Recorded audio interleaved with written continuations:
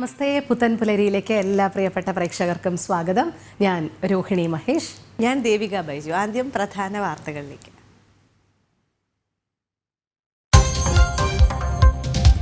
മണിക്കൂറുകൾ നീണ്ട തിരച്ചിലിനൊടുവിൽ കുറുവ മോഷണ സംഘത്തിലെ 2 പേർ കുണ്ടന്നൂരിൽ പിടിയിൽ. തമിഴ്നാട് സ്വദേശികളായ സന്തോഷ് ശെൽവത്തെയും മണികണ്ഠനെയും പോലീസ് പിടികൂടിയത് അതിസാഹസികമായി. ഇരുവരെയും ഇന്ന് ചോദ്യം ചെയ്യും.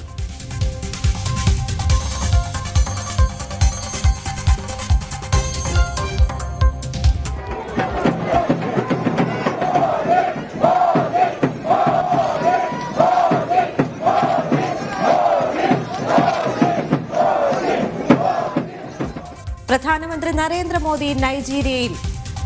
അംബുജയിൽ ഉജ്ജ്വല സ്വീകരണം. നൈജീരിയ സന്ദർശിക്കുന്ന ആദ്യ ഇന്ത്യൻ പ്രധാനമന്ത്രിയായി നരേന്ദ്രമോദി. വിവിധ കരാറുകളിൽ ഇരു രാജ്യങ്ങളും ഒപ്പിടും.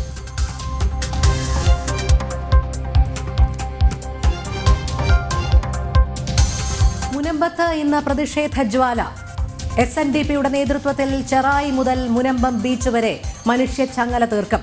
ആയിരങ്ങൾ അണിനിരക്കുന്ന പരിപാടിയിൽ മത സാമുദായിക സംഘടനകളും പങ്കെടുക്കും.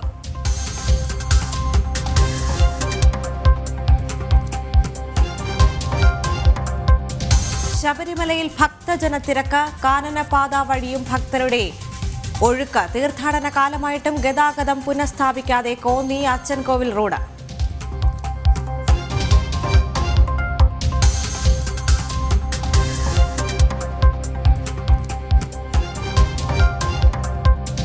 മുഹമ്മദ് റിയാസിനു വേണ്ടി കരുക്കൾ നീക്കി പിണറായി. റിയാസ് കേന്ദ്ര കമ്മിറ്റിയിലേക്കെന്ന സൂചന. പ്രായത്തിന്റെ പേരിൽ EP ജയരാജനെ ഒഴിവാക്കുന്നുവെന്നും വിമർശനം.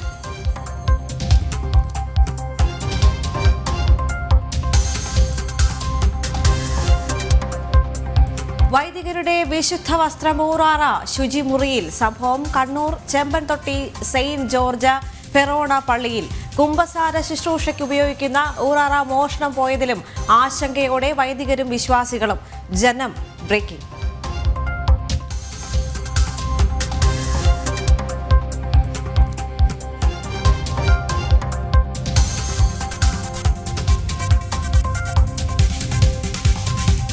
കോഴിക്കോട് കോൺഗ്രസ് ആഹ്വാനം ചെയ്ത ഹർത്താൽ ആരംഭിച്ചു. ഹർത്താൽ ചേവായൂർ സഹകരണ ബാങ്ക് തെരഞ്ഞെടുപ്പിലെ സംഘർഷത്തിൽ പ്രതിഷേധിച്ച്.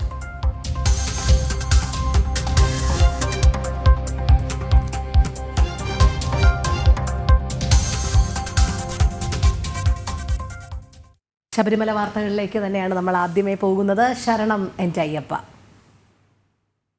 ശരണം എൻ്റെ Ayyappa, co-powered by Bharat Hospital, brought to you in association with GDS Agarbattis, Makarajyoti Group of Companies, Udayabharatam calendar, Arsha pure Pooja products. ആതുര സേവന രംഗത്ത് സമർപ്പിത സേവനത്തിന്റെ 50 വർഷങ്ങൾ. ഭാരത് GDS ഉപാസന അഗർബത്തീസ്. ഇനി ആനന്ദം നിറയട്ടെ ഓരോ ആരംഭത്തിലും. Makarajyoti group of companies, Pune, Maharashtra. ഇനി നമ്മുടെ വീട്ടിൽ ഉദയഭാരത് കലണ്ടർ തന്നെ. വ്രതശുദ്ധിയുടെ നാളുകളിൽ വീടെങ്ങും ഉയരട്ടെ മകരനക്ഷത്രങ്ങൾ. Arsha pure Pooja products.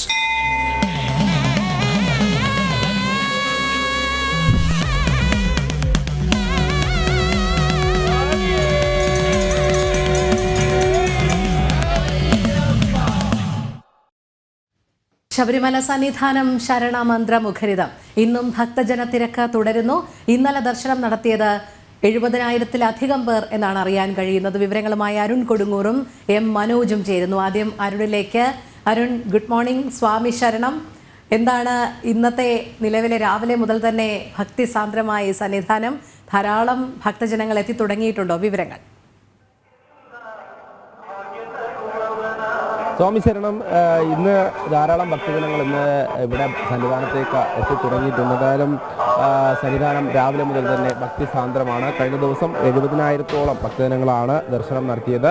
ഇന്നും സമാന രീതിയിൽ തന്നെയാണ് തിരക്ക് തുടരുന്നുണ്ട്. എന്തായാലും രാവിലെ മുതൽ തന്നെ ശരണമന്ത്ര മുഖരിതമാണ് സന്നിധാനവും. ശബരിമലയുടെ, അതായത് പമ്പയിൽ നിന്ന് ഇങ്ങോട്ടേക്ക് ശരണമന്ത്ര ധ്വനികൾ ഉയർത്തിക്കൊണ്ട് ഭക്തജനങ്ങൾ ഓരോരുത്തരായി, അയ്യപ്പന്മാർ ഓരോരുത്തരായി കയറി വരികയാണ്.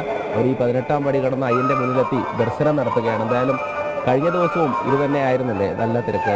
തീർച്ചയായും അതിൽ ഏറ്റവും പ്രധാനപ്പെട്ട കാര്യം വലിയൊരു ആശങ്കയോടെയായിരുന്നു ഈ മണ്ഡലകാലത്തിന് തുടക്കം ഉണ്ടായിരുന്നത്. വെർച്വൽ ക്യൂ വഴി മാത്രം തീർത്ഥാടകർക്ക് സന്നിധാനത്തേക്ക് എത്താവുന്ന ഒരു സാഹചര്യമായിരുന്നു ഇക്കുറി ഉണ്ടായിരുന്നത്. അതിൽ ഏറ്റവും പ്രധാനപ്പെട്ടത് 70,000-ഓളം തീർത്ഥാടകർക്ക് മാത്രമായിരുന്നു ശബരിമലയിലേക്ക് ദർശനം അനുവദിച്ചിരുന്നത്. അത് ഹൈക്കോടതിയുടെ അടക്കം ഉത്തരവ് മറികടന്നുകൊണ്ടുള്ള ഒരു നടപടിയായിരുന്നു ദേവസ്വം ബോർഡിന്റെ ഭാഗത്തു നിന്നുണ്ടായിരുന്നത്. പോലീസിന്റെ നിർദ്ദേശം അനുസരിച്ചുള്ള ഒരു നടപടിയായിരുന്നു എന്നാണ് ദേവസ്വം ബോർഡിന്റെ വിശദീകരണം. എന്തായാലും ആ 70,000 തീർത്ഥാടകർക്ക് മാത്രമാണ് ശബരീശ ദർശനം സാധ്യമാകുക. അതോടൊപ്പം തന്നെ മാലയിട്ട് വരുന്ന ഒരു ഭക്തർക്ക് പോലും സന്നിധാനത്തേക്ക് എത്താൻ കഴിയാത്ത ഒരു അവസ്ഥ ഉണ്ടാകില്ല എന്നുള്ള ഒരു വലിയ ഉറപ്പ് ദേവസ്വം ബോർഡ് നൽകിയിരുന്നു. ആ ഉറപ്പ് പമ്പയിൽ കൃത്യമായി സ്പോട്ട് ബുക്കിങ്ങിലൂടെ തീർത്ഥാടകർക്ക് നൽകുന്ന ഒരു സാഹചര്യമാണ് നിലവിലുള്ളത്. എന്തായാലും പരാതിരഹിതമായി കൊണ്ടുപോകാനുള്ള ഒരു നടപടിക്രമങ്ങളിലേക്ക് ദേവസ്വം ബോർഡ് മുന്നോട്ട് പോകുമ്പോൾ എന്തായാലും തിരക്ക് വർദ്ധിക്കുന്നതിനനുസരിച്ചുള്ള ക്രമീകരണങ്ങൾ, അത് പ്രത്യേകിച്ച് അടിസ്ഥാന സൗകര്യങ്ങളിലടക്കം ഒരു വീഴ്ചകൾ ആദ്യ സമയങ്ങളിൽ എല്ലാ വർഷവും ഉണ്ടാകുന്നതാണ്. അത് തന്നെയാണ് ഏറ്റവും പ്രധാനമായി എടുത്തു പറയേണ്ടത്. ഏറ്റവും എടുത്തു പറയേണ്ട ഒരു കാര്യം തീർത്ഥാടകർക്ക് കൃത്യമായി ദർശനത്തിനുള്ള ഒരു സൗകര്യം ഒരുക്കുക എന്ന് തന്നെയാണ്. ഈ പമ്പയിലും നിലയ്ക്കലുമാണ് അത് ഏറ്റവും വലിയ പ്രശ്നങ്ങൾ ഉണ്ടാക്കുകയും ചെയ്തിരിക്കുന്നത്. സന്നിധാനത്തേക്ക് കൃത്യമായി 18-ാം പടി കയറിയെത്തുന്ന തീർത്ഥാടകരുടെ എണ്ണത്തിൽ ഒരു മിനിറ്റിൽ 80 തീർത്ഥാടകരെ ശരാശരി കയറ്റിവിടുന്ന ഒരു സാഹചര്യം. കഴിഞ്ഞ തവണയൊക്കെ അതായിരുന്നു ഏറ്റവും വലിയൊരു പ്രതിസന്ധി ഉണ്ടാക്കിയിരുന്നത്. അത് കഴിഞ്ഞ ദിവസം അവലോകന യോഗം നടന്നിരുന്നു. അതായത് വിവിധ വകുപ്പുകളെയൊക്കെ ഏകോപിപ്പിച്ചുകൊണ്ട് ദേവസ്വം മന്ത്രിയൊക്കെ ഉറപ്പ് തന്നതാണ്. അതായത് ഇവിടെ എത്തുന്ന ഭക്തജനങ്ങൾക്ക് എല്ലാവർക്കും ദർശനം ഉറപ്പാക്കുമെന്നുള്ള കാര്യം. എന്തായാലും അതൊക്കെ ഇനി ഓരോ ദിവസങ്ങളിലും നമുക്ക് ഈ ഓൺലൈൻ ബുക്കിംഗ് അത് എത്രത്തോളമാണ് ഭക്തർക്ക് ബുദ്ധിമുട്ടുണ്ടാവാത്ത രീതിയിൽ അവർക്ക് സൗകര്യപ്രദമാർന്ന രീതിയിൽ ദർശനം നടത്താൻ സാധിക്കുക എന്നൊക്കെ ഇനിയുള്ള ദിവസങ്ങളിൽ നമുക്ക് അത് അറിയാൻ സാധിക്കും. എന്തായാലും ഇന്ന് രാവിലെ മുതൽ തന്നെ സന്നിധാനമൊക്കെ ഇപ്പോഴും ഭക്തജനങ്ങൾ ഇങ്ങനെ വന്നുകൊണ്ടിരിക്കുകയാണ്. എന്തായാലും ഇത്തവണ സാധാരണ എല്ലാ വർഷക്കാലവും എല്ലാ മണ്ഡലകാലത്തും ലക്ഷങ്ങളാണ് ഈ സന്നിധാനത്തേക്ക് എത്തുന്നത് ഓരോ ദിവസവും. ഇത്തവണ ഓൺലൈൻ സംവിധാനം വഴിയാണ് ദർശനം നടത്തുന്നത്. വരുന്ന ഒരാഴ്ചത്തേക്കുള്ള ബുക്കിംഗ് പൂർണ്ണമായും പൂർത്തിയായിരിക്കുകയാണ്. എന്തായാലും സ്പോട്ട് ബുക്കിങ്ങിലൂടെ തീർത്ഥാടകർക്ക് സന്നിധാനത്തേക്ക് എത്തുന്നതിനുള്ള ഒരു ക്രമീകരണങ്ങളൊക്കെ തന്നെ എത്തിയിട്ടുണ്ട്. ഫ്ലൈ ഓവർ ഏതായാലും പൂർണ്ണമായും നിറഞ്ഞുകൊണ്ടുള്ള ഒരു കാഴ്ച. അതോടൊപ്പം തന്നെ നടപ്പന്തലിലും തീർത്ഥാടകരുടെ ഒരു തിരക്ക് അനുഭവപ്പെടുന്നുണ്ട്. പരമാവധി തീർത്ഥാടകർക്ക് ദർശനം നൽകാനുള്ള ഒരു ക്രമീകരണങ്ങൾ ഒരുക്കുന്നു എന്നാണ് ദേവസ്വം ബോർഡ് പറയുന്നത്. എന്തായാലും പ്രത്യേകം പരിശീലനം സിദ്ധിച്ച പോലീസ് ഉദ്യോഗസ്ഥരെ 18-ാം പടി കയറ്റി വിടുന്നതിന് നിയോഗിച്ചിരുന്നു. കഴിഞ്ഞ വർഷങ്ങളിലൊക്കെ തന്നെ ഇതായിരുന്നു ഏറ്റവും വലിയ പ്രതിസന്ധി ഉണ്ടായിരുന്നത്. കാരണം 18-ാം പടി കയറിയെത്തുന്ന തീർത്ഥാടകരുടെ എണ്ണത്തിൽ ഒരു കുറവുണ്ടാകുന്നതിനനുസരിച്ച് മറ്റ് ഇടങ്ങളിലേക്ക്, ഇടത്താവളങ്ങളിലേക്ക് നിയന്ത്രണം ഏർപ്പെടുത്തേണ്ട ഒരു സാഹചര്യത്തിലേക്ക് പോകുന്നു. നിലയ്ക്കലും പമ്പയിലും എരുമേലിയിലും പത്തനംതിട്ടയിലും അടക്കം തീർത്ഥാടക വാഹനങ്ങൾ പിടിച്ചിടേണ്ട ഒരു സാഹചര്യങ്ങളൊക്കെ തന്നെയുണ്ട്.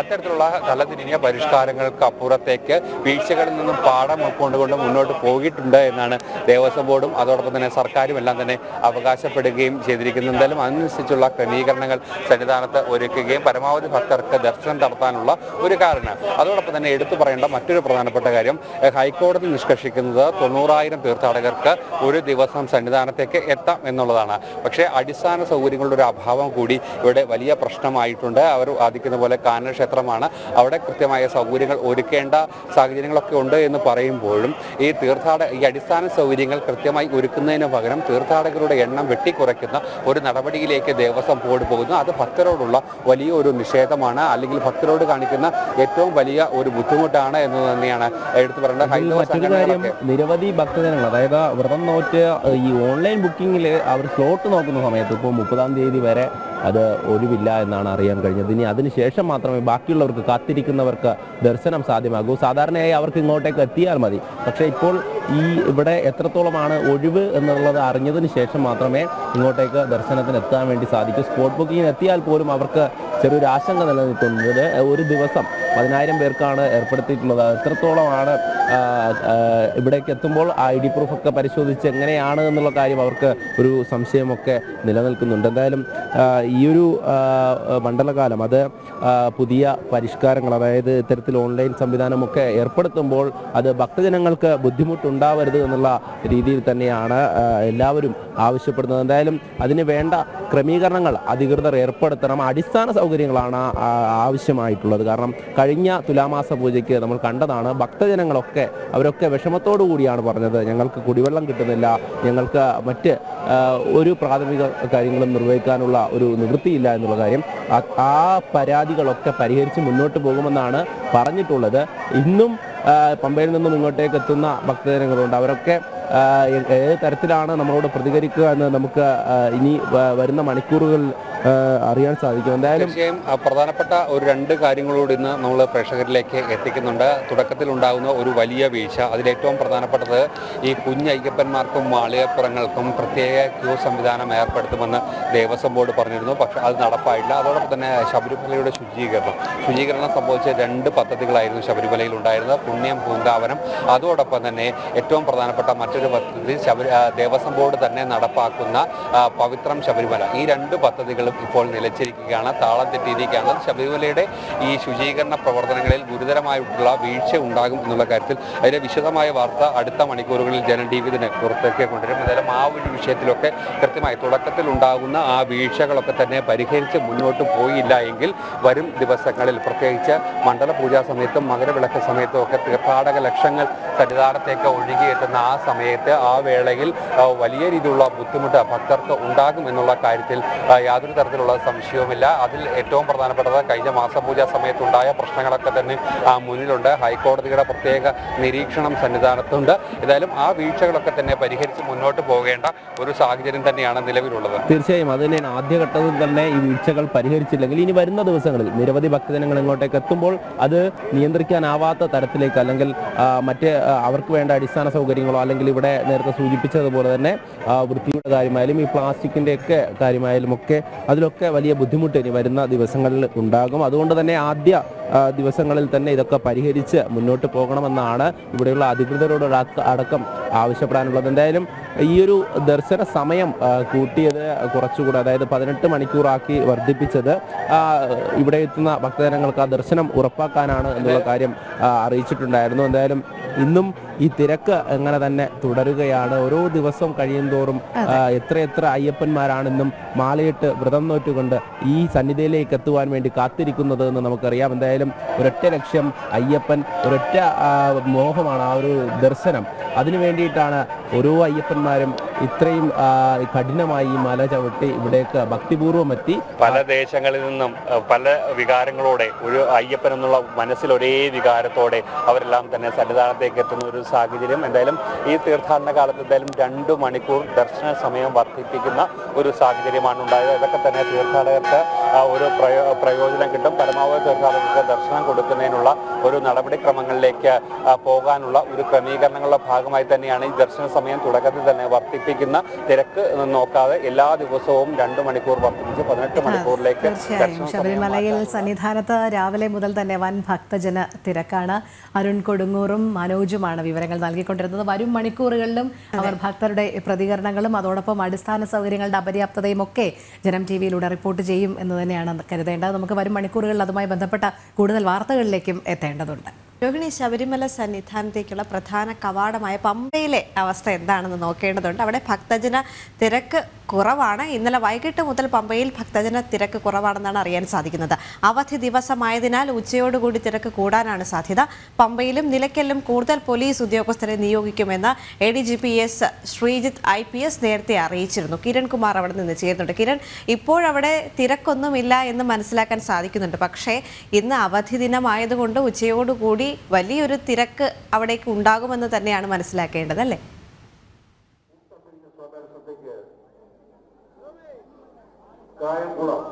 ദേവിക, ഏതായാലും ഇന്നലെ വൈകിട്ട് മുതൽ തന്നെ പമ്പയിൽ തിരക്കിന് വലിയൊരു ശമനമുണ്ടായിട്ടുണ്ട്. കഴിഞ്ഞ ദിവസങ്ങളിലൊക്കെ അനുഭവപ്പെട്ട ഒരു തിരക്ക് ഏതായാലും ഇന്നലെ വൈകിട്ടോ അല്ലെങ്കിൽ ഇന്ന് രാവിലെയോ കാണാൻ കഴിയാത്തൊരു സാഹചര്യം തന്നെയാണുള്ളത്. ഏതായാലും ഈ ദർശന സമയം വർദ്ധിപ്പിച്ചത്, ഒപ്പം തന്നെ പരമാവധി അയ്യപ്പന്മാരെ പമ്പയിൽ നിന്ന് സന്നിധാനത്തേക്ക് കയറ്റിവിടാൻ ശ്രമിക്കുന്നതുമായിട്ടുള്ളത് കൊണ്ട് തന്നെ വലിയൊരു തിരക്ക് തന്നെയാണ് പരമാവധി ഈ പമ്പയിൽ ഇപ്പോൾ കുറഞ്ഞിരിക്കുന്ന ഒരു കാഴ്ച കാണാൻ സാധിക്കുന്നത്. ഏതായാലും വെർച്വൽ ക്യൂവിൻ്റെ ബുക്കിംഗ് സെൻ്ററുകൾ അല്ലെങ്കിൽ ആ വെർച്വൽ ക്യൂ പരിശോധിക്കുന്ന സ്ഥലങ്ങളിലൊക്കെ നോക്കിക്കഴിഞ്ഞാൽ പമ്പയിലാണ് ഇതിൻ്റെ പരിശോധന നടക്കുന്നത്.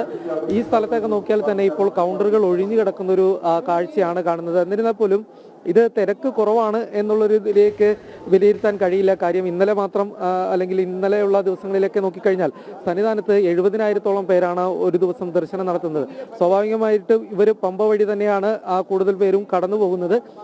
എന്നിരുന്നാൽ പോലും പമ്പയിൽ പരമാവധി ഒരു തിരക്ക് കുറക്കാനായിട്ട് വേണ്ടിയുള്ളൊരു പരിശ്രമം അത് പോലീസിന്റെ ഭാഗത്തു നിന്നും ഉണ്ടാകുന്നുണ്ട് എന്ന് തന്നെ എടുത്തു പറയേണ്ടതാണ്. നേരത്തെ തന്നെ ഈ പമ്പയിൽ പരമാവധി തിരക്ക് ഒഴിവാക്കുന്നതിന് വേണ്ടിയുള്ള ശ്രമങ്ങൾ പോലീസ് ആരംഭിച്ചിരുന്നു. കൂടാതെ തന്നെ ഇനിയുള്ള ദിവസങ്ങളിലേക്ക് പമ്പയിലും നിലക്കലിലും പരമാവധി പോലീസുകാരെ വിന്യസിക്കും എന്നുള്ളൊരു കാര്യം തന്നെയാണ് ഏതായാലും ADGP അറിയിച്ചിരിക്കുന്നത്. കഴിഞ്ഞ ദിവസം അതായത് ഈ മണ്ഡല മകരവിളക്ക് മഹോത്സവം തുടങ്ങുന്നതിന് തൊട്ടു മുന്നത്തെ ദിവസം DGP തന്നെ നേരിട്ടെത്തി പമ്പയിലെ കാര്യങ്ങളൊക്കെ വിലയിരുത്തിയതാണ്. പമ്പയിൽ പോലീസ് ഉദ്യോഗസ്ഥരുമായി കൂടിക്കാഴ്ച നടത്തുകയും കാര്യങ്ങളൊക്കെ ചർച്ച ചെയ്യുകയും ചെയ്തിരുന്നു. അതിൻ്റെയൊക്കെ എല്ലാം തന്നെ അടിസ്ഥാനത്തിൽ ഒരു കൃത്യമായ ഒരു ക്രമീകരണം പമ്പയിൽ പോലീസിന് ഒരുക്കാൻ കഴിഞ്ഞിട്ടുണ്ട് എന്ന് വേണം മനസ്സിലാക്കാൻ. അതുകൊണ്ട് തന്നെയായിരിക്കാം ഒരു പക്ഷേ ഈ ഒരു വലിയൊരു ഭക്തജന തിരക്കില്ലാതെ തന്നെ പമ്പയിലെ കാര്യങ്ങൾ വലിയ രീതിയിൽ തന്നെ സുഗമമാക്കാൻ കഴിയുന്നത്.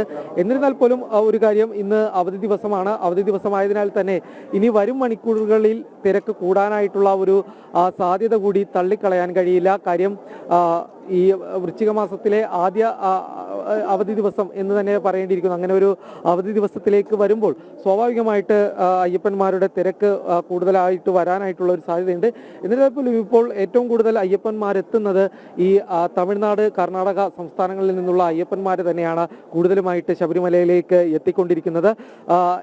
ഈ ഒരു ദിവസത്തെ ഇന്ന് ഒരുപക്ഷെ ഇന്ന് വൈകിട്ടോടുകൂടിയൊക്കെ തന്നെ ഒരുപക്ഷെ തിരക്ക് കൂടാൻ തന്നെയാണ് സാധ്യത. ശരി, അങ്ങനെ തന്നെയാണ്. കാരണം അവിടെ വലിയ തിരക്ക് ഇല്ല എങ്കിൽ പോലും അവധി ദിവസമായതുകൊണ്ട് ഉച്ചയോടുകൂടി വലിയൊരു തിരക്ക് അവിടേക്ക് പ്രതീക്ഷിക്കാൻ സാധിക്കും. രോഹിണി, ഇന്ന് വളരെ പ്രധാനപ്പെട്ടൊരു ദിനം കൂടിയാണ്. കാരണം അയ്യൻ്റെ തിരുവാഭരണ ദർശനം ഇന്ന് മുതൽ ലഭ്യമാകും. ആ വാർത്തയിലേക്ക് എല്ലാം വരേണ്ടതുണ്ട്. ഒരു ചെറിയ ഇടവേളയിലേക്ക് പോകണം. അതിനു മുൻപ് നമ്മൾ നേരത്തെ ശബരിമല വാർത്തകൾ തുടങ്ങിയപ്പോൾ സൂചിപ്പിക്കുകയുണ്ടായി അടിസ്ഥാന സൗകര്യങ്ങളുടെ അപര്യാപ്തത. അത് എന്തുകൊണ്ടാണ് എന്നുള്ളതും നമ്മൾ പറയുന്നുണ്ട്. കാരണം ദേവസ്വം ബോർഡ് പലപ്പോഴും വാഗ്ദാനങ്ങൾ നൽകുന്നതല്ലാതെ ഭക്തർക്ക് വേണ്ടി യാതൊരു തരത്തിലുള്ള ക്രമീകരണങ്ങളും നൽകുന്നില്ല. അവിടെയാണ് ക്ഷേത്രങ്ങൾ ഭരിക്കേണ്ടതാര് എന്നുള്ളത് ഒരു പ്രധാന ചോദ്യമായി വരുന്നത്. ഇന്ന് ഞായറാഴ്ച സൺഡേ ജനം ഡിബേറ്റിൽ അതുതന്നെയാണ് ഉച്ചയ്ക്ക് 12 മണിക്ക് ചർച്ച ചെയ്യുന്നത്. പ്രമുഖരായ അതിഥികളുണ്ട്. ക്ഷേത്രങ്ങൾ ഭരിക്കേണ്ടതാര്, ദേവസ്വം ബോർഡ് ആർക്കു വേണ്ടി എന്നുള്ളതാണ്. ജനം TV chief editor Pradeep Pillai നയിക്കുന്ന പ്രത്യേക ജനം ഡിബേറ്റാണ് ഇന്ന് 12 മണിക്ക് ഇതുമായി ബന്ധപ്പെട്ട്.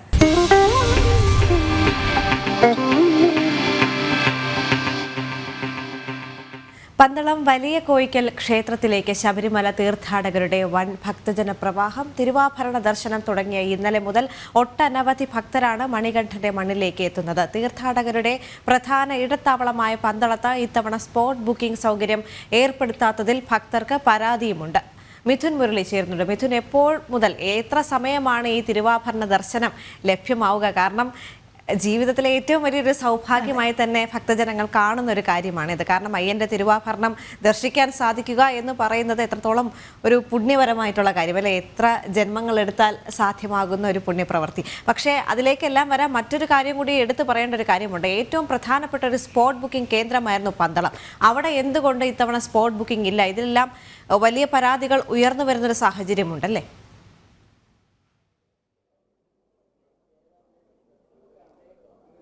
ദേവിക, മണ്ഡലകാല ആരംഭത്തിൽ തന്നെ മണികണ്ഠന്റെ മണ്ണിലേക്ക് ഒട്ടനവധി ഭക്തജനങ്ങളാണ് എത്തുന്നത്. ഭക്തജന പ്രവാഹം എന്ന് തന്നെ പറയാം. സമീപ പ്രദേശങ്ങളിൽ നിന്നും ഒപ്പം തന്നെ അന്യ സംസ്ഥാനങ്ങളിൽ നിന്നുമുള്ള തീർത്ഥാടകരുടെ പ്രധാനപ്പെട്ട ഇടത്താവളമാണ് പന്തളം വലിയ കോയിക്കൽ ക്ഷേത്രം. തമിഴ്നാട്, ആന്ധ്രാപ്രദേശ്, കർണാടക തുടങ്ങിയ മേഖലകളിൽ നിന്ന് വരുന്ന തീർത്ഥാടകർ ഏറ്റവും കൂടുതൽ സമയം തമ്പടിക്കുന്നതും പന്തളം വലിയ കോയിക്കൽ ക്ഷേത്രത്തിലാണ്. ഇപ്പോൾ ഡിസംബർ 26-ാം തീയതി ശബരിമല നട അടയ്ക്കുന്നത് വരെ തിരുവാഭരണ ദർശനത്തിനുള്ള സൗകര്യം പന്തളം ക്ഷേത്രത്തിൽ ഒരുക്കിയിട്ടുണ്ട്. അതിനുശേഷം ഡിസംബർ 30-ന് വീണ്ടും നട തുറക്കുന്നത് മുതൽ ജനുവരി 12-ന് ശബരിമല നട തിരുവാഭരണ ഘോഷയാത്ര പുറപ്പെടുന്ന ആ സമയം വരെയുള്ള സമയത്തും ഉച്ചയ്ക്ക് 12 മണി വരെ, ജനുവരി 12 ഉച്ചയ്ക്ക് 12 മണി വരെയുള്ള സമയത്തും തിരുവാഭരണ ദർശനത്തിനുള്ള സൗകര്യം ഒരുക്കിയിട്ടുണ്ട്. ഇപ്പോൾ പന്തളം കൊട്ടാരം പ്രതിനിധി നാരായണവർമ്മ തമ്പുരാൻ നമ്മളോടൊപ്പം ചെയ്യുന്നുണ്ട്. തമ്പുരാൻ, നമസ്കാരം. എങ്ങനെയാണ് ഈ തിരുവാഭരണ ദർശനവുമായി ബന്ധപ്പെട്ടുള്ള ക്രമീകരണങ്ങൾ ഒരുക്കിയിരിക്കുന്നത്? വലിയ ഭക്തജന തിരക്ക് അനുഭവപ്പെടാനുള്ള സാധ്യത, പ്രത്യേകിച്ച് അന്യ സംസ്ഥാനങ്ങളിൽ നിന്നുള്ള ഭക്തജനങ്ങളൊക്കെ കൂടുതലായി എത്തുന്ന ഒരു സാഹചര്യം ഉണ്ടാകും. എന്നൊക്കെ എന്തൊക്കെ ക്രമീകരണങ്ങളാണ് ഒരുക്കിയിരിക്കുന്നത്? അവർക്ക് ഭക്തർക്കെല്ലാം നല്ല സുഖദർശനത്തിനുള്ള സൗകര്യങ്ങൾ ഇവിടെ ഒരുക്കിയിട്ടുണ്ട്. കൊട്ടാരം വേണ്ട സൗകര്യങ്ങൾ. ഇന്നലെ അഭൂതപൂർവമായ ഭക്തജന തിരക്കായിരുന്നു. ഇന്നും തിരക്കേറി വരുന്നുണ്ട്. പക്ഷേ നമ്മളെ സംബന്ധിച്ചിടത്തോളം ഇവിടെ പന്തളത്ത് അയ്യപ്പൻ്റെ ജന്മനാട്ടിൽ നിന്ന് ശബരിമലയിൽ പോകാനായിട്ടുള്ള നേരത്തെ മുൻകാലങ്ങളിലുള്ള പോലെ സ്പോട്ട് ബുക്കിംഗ് ഇവിടെ അനുവദിച്ചിട്ടില്ല. അത് വളരെയധികം പ്രതിഷേധാർഹമാണ്. ദേവസ്വം ബോർഡ് തീർച്ചയായിട്ടും ഉടൻ തന്നെ അതിനുള്ള നടപടികൾ സ്വീകരിക്കണം. മാത്രമല്ല, ഭക്തജനങ്ങൾക്ക് ഇവിടെ വന്നു കഴിഞ്ഞാൽ അടിസ്ഥാന സൗകര്യങ്ങൾ പോലും ഇതുവരെ ആയിട്ടില്ല. ഇപ്പോഴും പണി നടക്കുന്നത് മാത്രമേ ഉള്ളൂ. അവർക്ക് വേണ്ട ടോയ്ലറ്റ് ഫെസിലിറ്റിയോ മറ്റ് താമസ സൗകര്യമോ ഒന്നുമില്ല. പക്ഷേ അന്നദാനമുണ്ട്. പക്ഷേ അന്നദാനം കഴിഞ്ഞാലും അവരുടെ പ്രാഥമിക ആവശ്യത്തിനുള്ള പരിഗണന ഇതുവരെയും അത് പൂർത്തിയായിട്ടില്ല. അതുപോലെ ഇവിടേക്ക് പന്തളത്തു നിന്നും കൂടുതൽ ബസ് സർവീസ് ശബരിമലയ്ക്ക് വേണം. ചെങ്ങന്നൂർ നിന്ന് പന്തളത്തെത്തുന്ന ഭക്തജനങ്ങൾക്ക് വേണ്ടതായ യാത്രാ സൗകര്യങ്ങൾ ഇതുവരെയും ശരിയായിട്ടില്ല. ഇതൊക്കെ അവലോകന യോഗങ്ങൾ 5ഉം 6ഉം കൂടിയെങ്കിലും അടിസ്ഥാന സൗകര്യങ്ങൾ ഇതുവരെയും പന്തളത്തില്ല എന്നത് വളരെയധികം പ്രതിഷേധാർഹമാണ്. കാരണം ശബരിമലയിൽ പോയി അവിടെ ഭഗവാനെ തൊഴുത് തിരുവാഭരണങ്ങൾ ദർശിക്കാൻ സാധിക്കാത്ത ഭക്തജനങ്ങൾ കൂടുതലും പന്തളത്ത് എത്തിച്ചേരുന്നുണ്ട്. അത് സ്ത്രീ ഭക്തജനങ്ങളായ വനിതാ ആൾക്കാരും അതുപോലെ നമുക്ക് യുവതികളായ ഭക്തർക്കും എല്ലാം പന്തളത്തെത്തി സുഖദർശനത്തിനുള്ള സൗകര്യം കൊട്ടാരം ഒരുക്കിയിട്ടുണ്ട്. അവർക്ക് വേണ്ടതായ എല്ലാ സൗകര്യങ്ങളും മുൻകാലങ്ങളെ പോലെ കൊട്ടാരത്തിൽ നടത്തുന്നുണ്ട്. എങ്കിലും ഇവിടെ ഒരു കോർഡിനേഷൻ്റെ കുറവ് വളരെയധികം കാണാൻ സാധിക്കുന്നുണ്ട്. നമുക്കറിയാം, തിരക്ക് കൂടുമ്പോൾ ഇത് വളരെയധികം ബുദ്ധിമുട്ടുണ്ടാക്കും. ഇപ്പോൾ തന്നെ അതിന് വേണ്ടതായ നടപടികൾ ഇവിടുത്തെ മുനിസിപ്പൽ അധികൃതരും അതുപോലെ തന്നെ മറ്റ് ഡിപ്പാർട്ട്മെൻറ്റുകളും എല്ലാം ഒരുമിച്ച് ചേർന്നാൽ മാത്രമേ ഇത്തവണത്തെ തീർത്ഥാടന കാലം വിജയിക്കാൻ പറ്റുകയുള്ളൂ. പിന്നെ ഭഗവാന്റെ അനുഗ്രഹം കൊണ്ട് ഭഗവാൻ പിറന്ന മണ്ണിൽ, ഭഗവാൻ ഓടി നടന്ന മണ്ണിൽ ഇവിടെ ഭക്തജനങ്ങൾ എത്രയും സന്തോഷത്തോടു കൂടിയാണ് ഇവിടെ വന്നു പോകുന്നത്.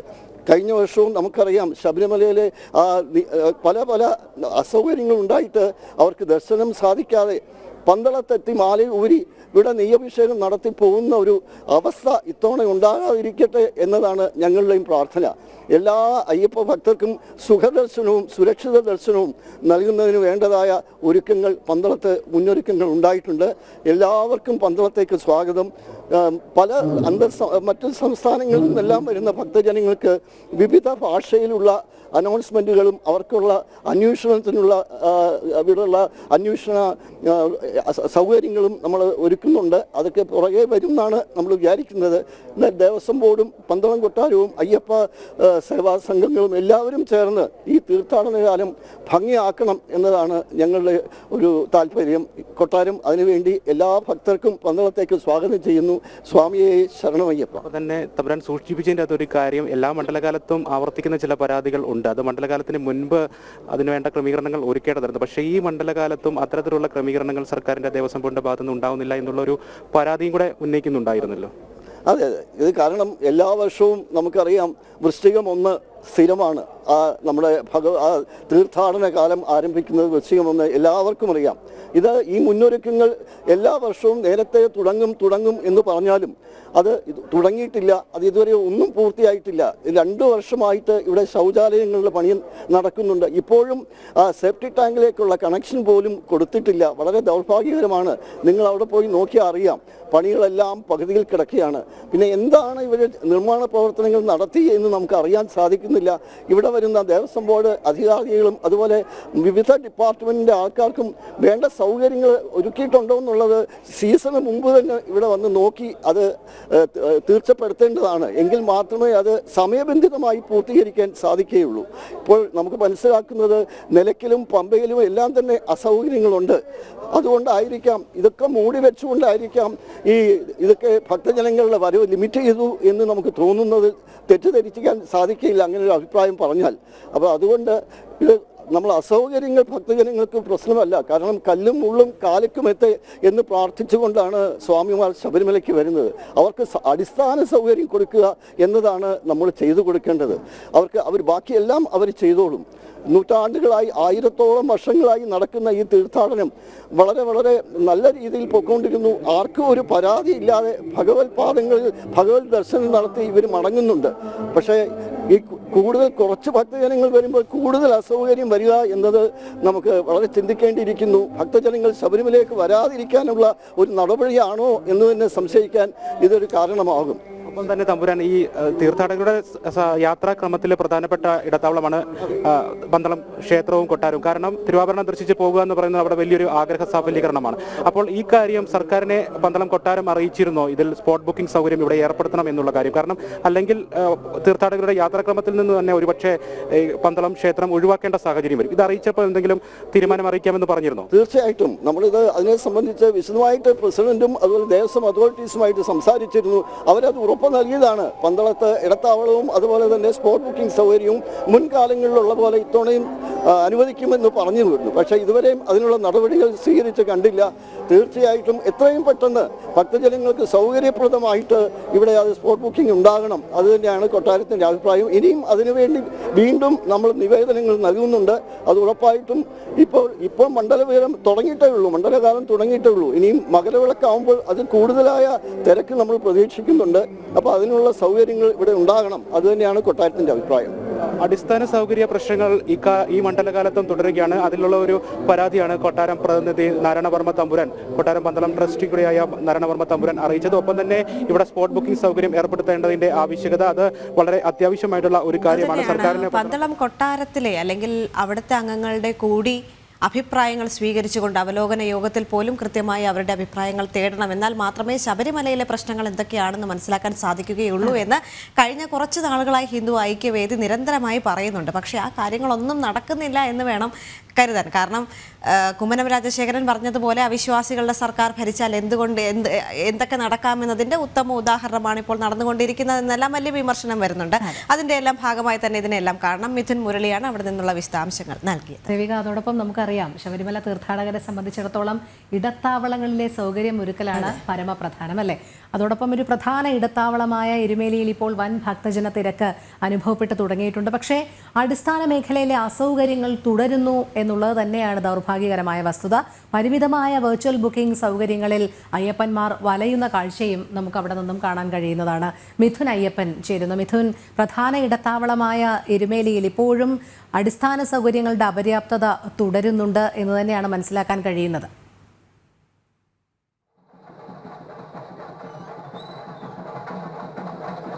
തീർച്ചയായിട്ടും എരുമേലി എന്നും ഈ അടിസ്ഥാന സൗകര്യങ്ങളില്ലായ്മ ഏറ്റവും കൂടുതൽ അനുഭവപ്പെടുന്ന അല്ലെങ്കിൽ അയ്യപ്പന്മാർ അനുഭവിക്കുന്ന ഒരിടം തന്നെയാണ്. നമ്മൾ കുറച്ച് ദിവസങ്ങളായി ഇതിലെ ഓരോ പ്രശ്നങ്ങളും ഇഴകീറി പരിശോധിച്ചുകൊണ്ട് പ്രേക്ഷകർക്ക് മുന്നിലെത്തിക്കുന്നുണ്ട്, സർക്കാർ അധികൃതർക്ക് മുന്നിലെത്തിക്കുന്നുണ്ട്, അവ നമ്മൾ അഡ്രസ്സ് ചെയ്യുന്നുണ്ട്. പക്ഷെ അതിനൊന്നും ഒരു പരിഹാരം കാണാനോ അല്ലെങ്കിൽ ശാശ്വതമായിട്ടുള്ള ഒരു പരിഹാരം കാണാനോ അധികൃതർ തയ്യാറായിട്ടില്ല എന്നുള്ളതാണ്. ഇപ്പോൾ അയ്യപ്പന്മാരുടെ വർധനവ് ദിനം പ്രതി വർദ്ധിച്ചുകൊണ്ടിരിക്കുകയാണ്. പ്രത്യേകിച്ച് ഈ മണ്ഡലകാല സീസൺ ആരംഭിച്ച ആദ്യ ദിവസങ്ങളിലേക്ക് കടക്കുകയാണ്. അത്തരത്തിൽ ഈ ദിവസങ്ങളിൽ തന്നെ ഇത്രയ്ക്കധികം ഭക്തന്മാർ ഇവിടേക്ക് ഒഴുകിയെത്തിക്കൊണ്ടിരിക്കുന്നു. തുടർന്നുള്ള ദിവസങ്ങളിൽ ഇത് കൂടുമെന്നുള്ള കാര്യത്തിൽ വേറൊരു തർക്കമില്ല. പക്ഷേ ഇവിടെയാകട്ടെ ശുചീകരണ പ്രവർത്തനങ്ങളിലും അതുപോലെ തന്നെ അടിസ്ഥാന സൗകര്യങ്ങളിലെല്ലാം തന്നെ വലിയ ബുദ്ധിമുട്ടുകൾ അനുഭവപ്പെടുകയാണ്. ശൗചാലയങ്ങളുടെ പ്രവർത്തനം ഇപ്പോഴും പൂർണ്ണ തോതിൽ സജ്ജമായിട്ടില്ല എന്നുള്ളത് തന്നെയാണ് ഏറ്റവും എടുത്തു പറയാൻ കഴിയുന്നത്. ഒപ്പം തന്നെ ഇപ്പോൾ അനുഭവപ്പെടുന്ന മറ്റൊരു കാര്യം എന്ന് പറയുന്നത് ശക്തമായിട്ടുള്ള മഴ ഇടവിട്ട് പെയ്യുന്നുണ്ട്. കഴിഞ്ഞ ദിവസം കോട്ടയം ജില്ലയുടെ വിവിധ ഭാഗങ്ങളിൽ ശക്തമായിട്ടുള്ള മഴ അനുഭവപ്പെട്ടിരുന്നു. അവിടങ്ങളിലെല്ലാം ഇപ്പോൾ വലിയ രീതിയിലുള്ള ബുദ്ധിമുട്ട് പാർക്കിംഗ് ഗ്രൗണ്ടുകളിലടക്കം അനുഭവപ്പെട്ടുകൊണ്ടിരിക്കുകയാണ്. ചെളി നിറഞ്ഞ വാഹനങ്ങൾ തെന്നിപ്പോകുന്ന കാഴ്ചകളുണ്ട്. ഒപ്പം തന്നെ വെർച്വൽ ക്യൂ ബുക്കിംഗ്, നമുക്കറിയാം ഏറെ വിമർശനം ഉണ്ടായിരുന്ന ഒരു സംഭവമാണ് വെർച്വൽ ക്യൂ ബുക്കിങ്ങുകൾ പരിമിതപ്പെടുത്തുന്നതും സ്പോട്ട് ബുക്കിങ്ങുകൾ ഇല്ലാതാക്കുന്നതും പല പേരുകളിലേക്ക് അത് മാറ്റി സർക്കാർ മുഖം രക്ഷിക്കാൻ ശ്രമിക്കുകയും എല്ലാം ചെയ്യുന്നതാണ്. അപ്പോഴെല്ലാം ഇടത്താവളങ്ങളിൽ അതിനാവശ്യമായിട്ടുള്ള സൗകര്യങ്ങൾ ഒരുക്കും, അയ്യപ്പന്മാർക്ക് ആവശ്യമായിട്ടുള്ള ഒരുക്കും എന്ന് തന്നെയാണ് ദേവസ്വം മന്ത്രിമാരും ബന്ധപ്പെട്ട അധികൃതരും ആവർത്തിച്ച് വ്യക്തമാക്കിയിരുന്നത്. പക്ഷേ എരുമേലിയിലെ കാഴ്ച എന്ന് പറയുന്നത് ഇന്നലെ ഇവിടെ എത്തിയ അയ്യപ്പന്മാർ, ഇന്നലെ രാവിലെ എത്തിയ അയ്യപ്പന്മാർ, രാവിലെ എത്തിയ അയ്യപ്പന്മാർക്ക് പലപ്പോഴും വൈകിട്ടോടുകൂടി അല്ലെങ്കിൽ രാത്രിയോടുകൂടിയാണ് ഈ ശബരിമലയിലേക്ക് എത്തുന്നതിന് വേണ്ടിയിട്ടുള്ള സ്ലോട്ടുകൾ ലഭിച്ചത് എന്നുള്ളതാണ് ഏറ്റവും പ്രധാനപ്പെട്ട കാര്യം. ആകെ 2 ജീവനക്കാരെ മാത്രം ഉപയോഗിച്ചുകൊണ്ട് വെച്ചുകൊണ്ടാണ് ഈ വെർച്വൽ ക്യൂ സംവിധാനം ഇപ്പോൾ എരുമേലിയിൽ പ്രവർത്തിക്കുന്നത് എന്നുള്ള വിവരം ആണ് ഏറ്റവും പ്രധാനപ്പെട്ടത്. ഇത് ഇത്രയധികം അയ്യപ്പന്മാർ എത്തുന്ന, അതായത് ശബരിമലയിൽ എത്തുന്ന അയ്യപ്പന്മാരിൽ ഭൂരിഭാഗവും 90% അയ്യപ്പന്മാരെത്തുന്ന ഇടമാണ് എരുമേലി എന്ന് പറയുന്നത്. അവിടെ ഇത്തരം സൗകര്യങ്ങൾ വർദ്ധിപ്പിക്കേണ്ട ഇടത്ത് പരിമിതമായിട്ടുള്ള സൗകര്യങ്ങളിലേക്ക് നീങ്ങുമ്പോൾ അത് വലിയ ബുദ്ധിമുട്ടുകളാണ് അയ്യപ്പന്മാർക്ക് ഉണ്ടാക്കുന്നത് എന്നുള്ള കാര്യത്തിൽ തർക്കമില്ല. ഏതായാലും ഇപ്പോൾ രണ്ടാമത്തെ ദിവസത്തിലേക്ക് കടന്നിട്ടേ ഉള്ളൂ. പക്ഷേ അപ്പോൾ തന്നെ ഇത്തരത്തിൽ വലിയ രീതിയിലുള്ള ബുദ്ധിമുട്ടുകൾ അയ്യപ്പന്മാർ അനുഭവിക്കേണ്ടി വരുന്നു എന്നുള്ളത് തന്നെയാണ് ഏറ്റവും പ്രധാനപ്പെട്ട കാര്യം. ഇനി കാനനപാതയുടെ വിഷയമാണ്. കാനനപാത കഴിഞ്ഞ ദിവസം തുറന്നിരുന്നു. അത്തരത്തിൽ അവിടെയും വേണ്ട രീതിയിലുള്ള സജ്ജീകരണം ഒരുക്കിയിട്ടുണ്ട് എന്നുള്ളത് തന്നെയാണ്. പക്ഷേ ഇപ്പോൾ കാനനപാത വഴി കടന്നു വരുന്നവരുടെ എണ്ണം കുറവാണ്. തുടർന്നുള്ള ദിവസങ്ങളിലും അതും വർദ്ധിക്കുമ്പോൾ അവിടുത്തെ ഏതാണ്ട് 8ഓളം ഇടത്താവളങ്ങളുണ്ട്. അവിടെ 8ഓളം താവളങ്ങളുണ്ട്. ആ താവളങ്ങളുടെ പ്രവർത്തനം കഴിഞ്ഞ വർഷങ്ങളിലടക്കം വലിയ രീതിയിൽ ബുദ്ധിമുട്ട് ഉണ്ടാവുകയും പല സ്ഥലങ്ങളിലും അയ്യപ്പന്മാർ അത് വലിയ രീതിയിൽ രോഷാകുലരാകുകയും ചെയ്യുന്ന ഒരു ഇടമാണ് ഈ കാനനപാത എന്നുള്ളത്. അവിടങ്ങളിലെ അസൗകര്യങ്ങൾ ഒരിക്കലും ന്യായീകരിക്കാൻ കഴിയാത്ത ഒരു കാര്യമാണ്. പ്രത്യേകിച്ച് കാനനത്തിനുള്ളിൽ അയ്യപ്പന്മാർ ആചാരപരമായി വിവിധ ആചാരാനുഷ്ഠാനങ്ങൾ നിവർത്തിക്കുന്ന ഒരു സ്ഥലമാണ്. അവിടങ്ങളിലേക്ക് വരുന്നുള്ള ദിവസങ്ങളിൽ എല്ലാ അസൗകര്യങ്ങളും പരിഹരിച്ചില്ലെങ്കിൽ വലിയ രീതിയിലുള്ള ബുദ്ധിമുട്ടിലേക്ക് പോകുമെന്നുള്ളത് തന്നെയാണ് നമുക്ക് ഇപ്പോൾ ഈ ഘട്ടത്തിൽ നമുക്ക് മനസ്സിലാക്കാൻ സാധിക്കുന്നത്. ശരി മിഥുൻ, പ്രധാന ഇടത്താവളമായ എരുമേലിയിൽ ഭക്തജന തിരക്ക് കൂടുന്നുണ്ട്. പക്ഷേ അടിസ്ഥാന സൗകര്യങ്ങളുടെ അപര്യാപ്തത ഇപ്പോഴും നിലനിൽക്കുന്നു. അതോടൊപ്പം തന്നെ ഈ വെർച്വൽ ക്യൂ ബുക്കിംഗ് സംവിധാനങ്ങളും വളരെ പരിമിതമാണ് എന്നാണ് മിഥുൻ അയ്യപ്പൻ അവിടെ നിന്നും പറയുന്നത്.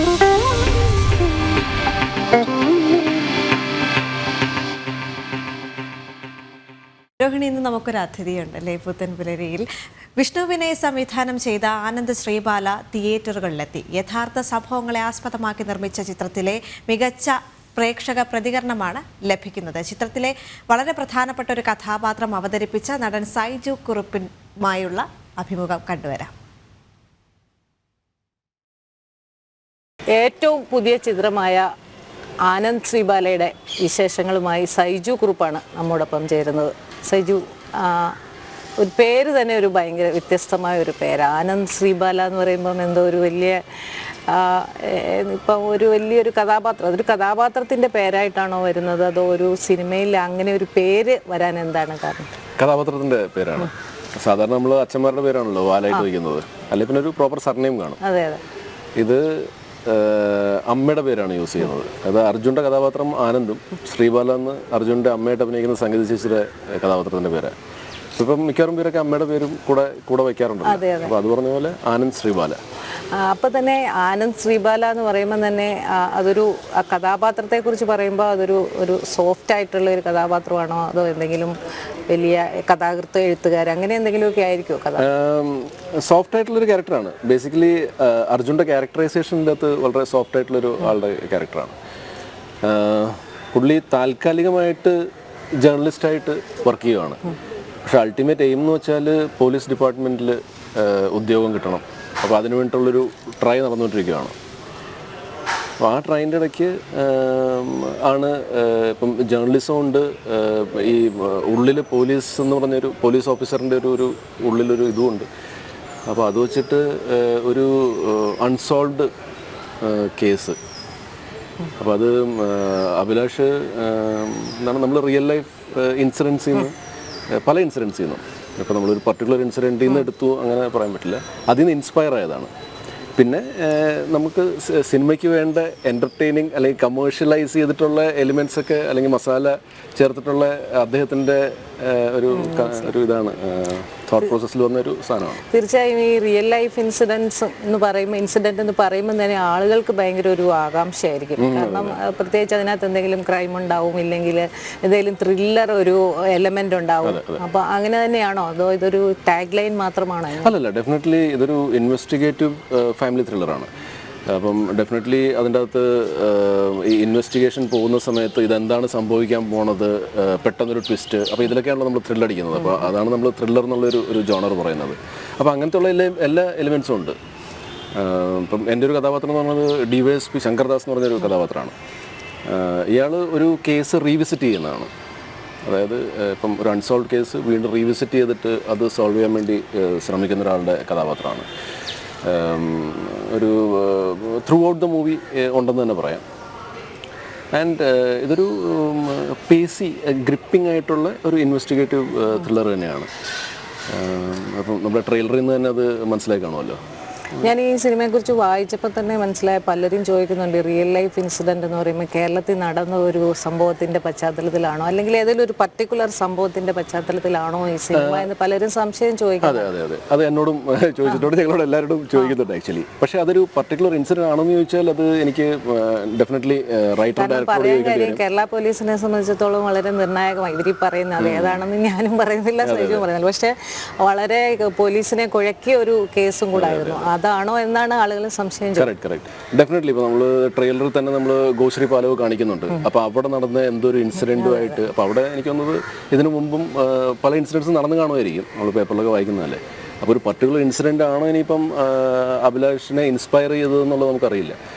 പക്ഷേ ബാക്കി ഇനിയിപ്പോൾ അങ്ങനത്തെ ഒരു ഇൻസിഡൻറ്റ് ഇൻസ്പയർ ചെയ്തിട്ടുണ്ടെങ്കിൽ തന്നെ ഇതിൻ്റെ ഒരു ക്ലോഷർ ഉണ്ടല്ലോ, ഈ കേസിന്റെ അല്ലെങ്കിൽ സിനിമയുടെ ക്ലൈമാക്സിന്റെ ഒരു ക്ലോഷർ ഉണ്ടല്ലോ, അതൊക്കെ അഭിലാഷിന്റെ തോട്ട് പ്രോസസ്സിൽ സിനിമയാകുമ്പോൾ എന്തായാലും ഒരു ക്ലൈമാക്സ് വേണമല്ലോ. നമുക്ക് സാധാരണ ഇതുപോലുള്ള കേസുകൾ അവസാനിപ്പിക്കുന്ന പോലെ അവസാനിപ്പിക്കാൻ പറ്റില്ലല്ലോ. എന്തായാലും മാളികപ്പുറം ടീം തന്നെയാണല്ലോ ഇതിനകത്തും. അപ്പൊ മാളികപ്പുറം ടീം എന്ന് വെച്ചാൽ അഭിലാഷ്, നമ്മുടെ സംവിധായകൻ എന്ന് പറയുന്നത് വിനയൻ സാറിന്റെ മകൻ വിഷ്ണുവിനെ, ഈസ് എ ഡെബ്യൂട്ടന്റ്. അദ്ദേഹം ഒരു ആക്ടറാണ്. പക്ഷെ അദ്ദേഹത്തിന് എന്നും ഈ പറഞ്ഞ പോലെ സംവിധാനത്തിലായിരുന്നു താല്പര്യം. അദ്ദേഹം ഫോറിനിൽ പോയി ഫിലിം മേക്കിംഗ് പഠിച്ചിട്ടുള്ള ഒരാളാണ്. വളരെ ലെവൽ ഹെഡഡ്, കൂൾ ഹെഡഡ് ആയിട്ടുള്ള അത്യാവശ്യം അദ്ദേഹത്തിൻ്റെ ഡെബ്യൂ മൂവിയാണ്. ഈ ഡെബ്യൂ മൂവി പ്രത്യേകിച്ച് ഇൻവെസ്റ്റിഗേറ്റീവ് ത്രില്ലർ ആകുമ്പോഴത്തേക്കും കുറച്ച് നമുക്കിപ്പോൾ ഒരു സാധാരണ ഇപ്പോൾ ഒരു പടം പോലെ അല്ല. ഇതിൻ്റെ അകത്ത് കുറേ ഈ ട്വിസ്റ്റുകളൊക്കെ വരുന്നത് കാരണം ഈ ലൂപ്പ് ഹോൾസ് ഒക്കെ ക്ലോസ് ചെയ്ത് വേണമല്ലോ ഇത് സ്റ്റോറി പറയാൻ. അപ്പം പെട്ടെന്നായിരിക്കും ഇപ്പം ആസ് ആൻ ആക്ടർ ഞാൻ ചെന്നിട്ട് വിഷ്ണു ഞാൻ ഇവിടെ ഈ ഡയലോഗ് ഞാൻ ഇങ്ങനെ പറഞ്ഞോട്ടെ. അപ്പം അവിടെ ഒരു പ്രോബ്ലം എന്ന് വെച്ചാൽ ചിലപ്പോൾ അത് നമ്മളൊന്ന് ഡൈവേർട്ട് ചെയ്താൽ ചിലപ്പോൾ ഇതിൻ്റെ മൊത്തം മീനിങ്ങേ മാറിപ്പോകും, ഇന്നർ മീനിങ്. സോ വിഷ്ണു പറയും, ചേട്ടാ ഒരു മിനിറ്റ് ഒന്ന് ഞാൻ ആലോചിച്ചിട്ട്, എന്നിട്ട് പുള്ളി ഒന്ന് പോയി ഇങ്ങനെ ആലോചിക്കുന്ന കാണാം ദൂരത്ത് പോയിട്ട്, എന്നിട്ട് he will come back and say ഒന്നില്ല ഞാൻ പറഞ്ഞത്, അല്ലെങ്കിൽ ഇത് വേണമെങ്കിൽ ഇങ്ങനെ പറയാം. ചേട്ടൻ പറഞ്ഞ പോലെ പറഞ്ഞാൽ ചിലപ്പോൾ ഈ കുഴപ്പം കാണും. ചിലപ്പോൾ ആൾക്കാർക്ക് ഓഡിയൻസിലേക്ക് ചിലപ്പം അത് കമ്മ്യൂണിക്കേറ്റ് ചെയ്യപ്പെടുന്നത് ചിലപ്പോൾ ഒരു റോങ് ഇതിലായിരിക്കും. തീർച്ചയായും വിഷ്ണുവിന് അച്ഛൻ്റെ ഒരു ശിക്ഷണവും ഡെഫിനറ്റ്ലി അത് സമ്മതിക്കാണ്ടിരിക്കാൻ പറ്റില്ല. ഒരു നല്ല തലയുള്ള ഒരു സംവിധായകനാണ്. ആൻഡ് നമുക്ക് ഒരുപാട് നല്ല മൂവീസ് പല ജോണേഴ്സിലുള്ള പടങ്ങൾ നമുക്ക് പ്രതീക്ഷിക്കാൻ വിഷ്ണുണ്ട്. അഭിലാഷിന്റെ തിരക്കഥ എന്ന് പറയുമ്പോൾ അഭിലാഷ് പല ജോണറിലുള്ള തിരക്കഥകൾ ഇപ്പം നൈറ്റ് ഡ്രൈവ് എഴുതിയിട്ടുണ്ട്, പിന്നെ കടാവർ.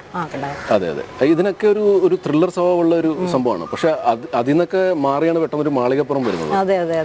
അതൊരു ഭയങ്കര ബ്ലോക്ക് ബസ്റ്റർ ആവുന്നു. അതിനുശേഷം പിന്നെ വീണ്ടും ഒരു ഇൻവെസ്റ്റിഗേറ്റീവ് ത്രില്ലറിലേക്ക് വരുന്നു. നൈറ്റ് ഡ്രൈവ് ഇതേപോലത്തെ ഒരു രാത്രി നടക്കുന്ന ഒരു ത്രില്ലറായിരുന്നു. ഇപ്പൊ സൈജുവിനെ സംബന്ധിച്ചാണെങ്കിലും ഭരതനാട്യം ഇപ്പം കഴിഞ്ഞ സിനിമയാണെങ്കിലും എല്ലാം ക്യാരക്ടർ ഒരു എൻറ്റയർലി ഡിഫറെൻ്റ് അല്ലേ ഇതിലോട്ട് വരുന്നത്. അപ്പോൾ അതെങ്ങനെ ഇതിൽ എൻറ്റയർലി ഡിഫറെൻ്റ് ആണ്. ആക്ച്വലി ആനന്ദ് ശ്രീബാലയുടെ ഷൂട്ട് കഴിഞ്ഞിട്ട് അതേ രൂപത്തിൽ, അപ്പോൾ ഞാൻ ഡിവൈസ് ആയതുകൊണ്ട് മീശ മാത്രം വെച്ചിട്ട് ഷേവ് ചെയ്തിരിക്കുകയാണ്. അതേ രൂപത്തിലാണ് ഞാൻ ഭരതനാട്യം ജോയിൻ ചെയ്യുന്നത്. പക്ഷേ ഭരതനാട്യം നേരത്തെ റിലീസായി. രണ്ടും അടുപ്പിച്ചടുപ്പിച്ച് ചെയ്തതായതുകൊണ്ട് എനിക്ക് ആ വേരിയേഷൻ ഭയങ്കര വ്യക്തമായിട്ടറിയാം. ഇപ്പം എൻ്റെ ഇതിൻ്റെ അകത്ത് കഥാപാത്രം DYSP എന്ന് പറഞ്ഞ കഥാപാത്രം, ഇയാളുടെ ഒരു ക്യാരക്ടറൈസേഷൻ അത് ഫോമായി വന്നതാണ്. അതായത് ഇയാൾക്ക് ഇപ്പം നാച്ചുറലി പോലീസുകാരാകുമ്പോഴത്തേക്കും ക്രിമിനൽസിനോട് സോഫ്റ്റ് കോർണറൊന്നും കാണില്ലല്ലോ. ഇയാൾ അവരോടൊക്കെ ചിരിച്ച് സംസാരിക്കുള്ളൂ, ചിരിച്ചുകൊണ്ട് ഇൻ്റർവ്യൂട്ടൊക്കെ വളരെ ചിരിച്ചുകൊണ്ട് നല്ല സമാധാനത്തോടെ ചെയ്യുള്ളൂ. പക്ഷേ ഇയാൾക്ക് ഇഷ്ടമുള്ള ആൾക്കാർ അവരോട് വളരെ സീരിയസ് ആയിട്ട് ചിരിക്കാണ്ടൊക്കെ സംസാരിക്കുന്നത്. അപ്പോൾ അങ്ങനത്തെ ഒരു പരിപാടി അത് ഫോമായി വന്നതാണ്. അത് അങ്ങനെ അഭിലാഷോ അല്ലെങ്കിൽ വിഷ്ണുവോ എന്നോട് അത് ഇങ്ങനെ ചെയ്താൽ മതി എന്ന് പറഞ്ഞതല്ല. പക്ഷേ അത് ഓട്ടോമാറ്റിക്കലി ഇപ്പോൾ നമ്മൾ പണ്ടത്തെ ലെജൻഡ് ആക്ടേഴ്സൊക്കെ പറഞ്ഞു കേട്ടില്ല, എന്തൊരു മാജിക്കാണ് സംഭവിക്കുന്നത് ഈ ക്യാമറയുടെ മുമ്പിൽ. അപ്പോൾ അങ്ങനത്തെ ഒരു ഫോം ഓഫ് മാജിക് ആയിരിക്കാം അതങ്ങനെ സംഭവിച്ചത്. പക്ഷേ അത് ഓൺ സ്ക്രീൻ വന്നപ്പോഴത്തേക്കും അപ്പോൾ ഞാൻ പലരോടും സംസാരിക്കാൻ കേട്ടിരിക്കുന്നത് മിക്കവാറും പോലീസ് ഓഫീസേഴ്സൊക്കെ സമാധാനപൂർവ്വമാണ് സംസാരിച്ച് തുടങ്ങുന്നത്. കാരണം ഭയങ്കര ടെൻഷൻ ഉള്ള ഒരു സംഭവമാണല്ലോ. അപ്പം തുടക്കത്തിൽ സ്മൂത്തായിട്ട് പോകും. അതെ സ്മൂത്തായിട്ട് പോയിട്ട് കാര്യം നടക്കണമെങ്കിൽ പിന്നെ അങ്ങനെ പോയാൽ മതിയല്ലോ. ഇപ്പോൾ ഭരതനാട്യം ആണെങ്കിലും നല്ല കോമിക് ടച്ച് അല്ലേ, ഒരു കോമഡി ടച്ചുള്ള ഒരു സിനിമയാണ്. അപ്പം സൈജുവിന് അതാണോ കംഫർട്ടബിൾ, ഇതാണോ കംഫർട്ടബിൾ? എനിക്ക് ആക്ച്വലി ഇപ്പം ഈ DYSP ശങ്കർദാസ് ചെയ്യുമ്പോഴത്തേക്ക് ഞാൻ വളരെ കൂളായിരുന്നു. നമുക്ക് ഹ്യൂമർ കുറച്ച് പ്രയാസമുള്ളൊരു പരിപാടിയാണ്. നമുക്ക് ഹ്യൂമർ ചെയ്യാൻ പറ്റും,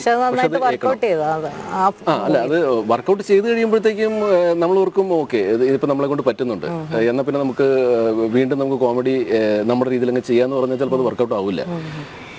ഇപ്പം എന്നെ സംബന്ധിച്ച് ഞാനൊരു സീസൺഡ് കൊമേഡിയൻ അല്ല. എന്നെ അങ്ങനത്തെ ഒരു ബ്രാക്കറ്റിൽ ഓഡിയൻസ് വെച്ചിട്ടില്ല.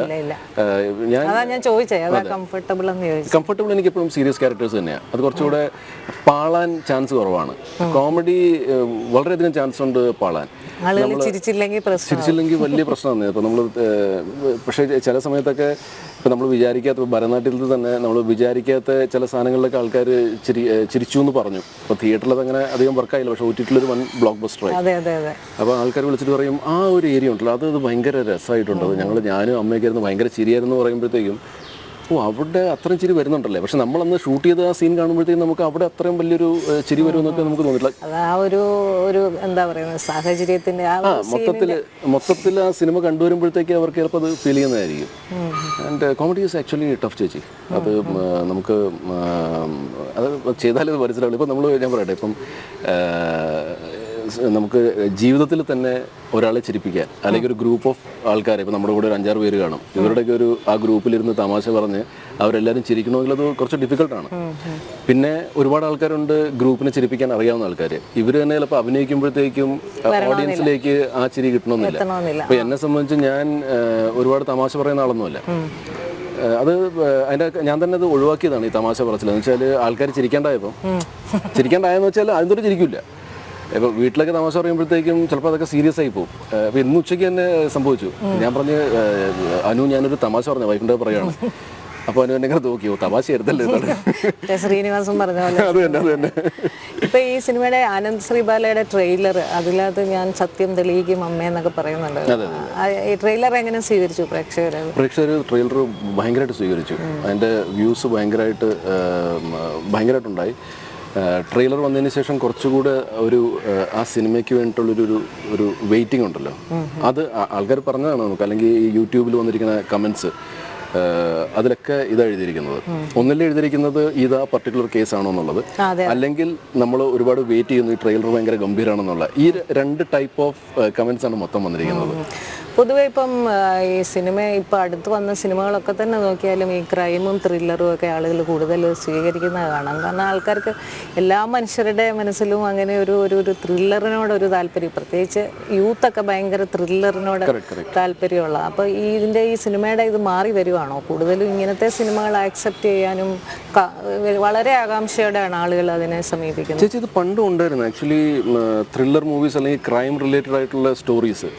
ഇപ്പോൾ പണ്ട് എനിക്ക് ഓർമ്മയുണ്ട്, ഇപ്പം മനോരമ മംഗളം പോലത്തെ വാരികളിൽ ഞാനൊക്കെ കൊച്ചായിരുന്നു, ഇപ്പോൾ 80s കാര്യം ഞാൻ പറയുകയാണ്, അമ്മ ഇതെല്ലാം വായിക്കുമായിരുന്നു മാഗസീൻസ്.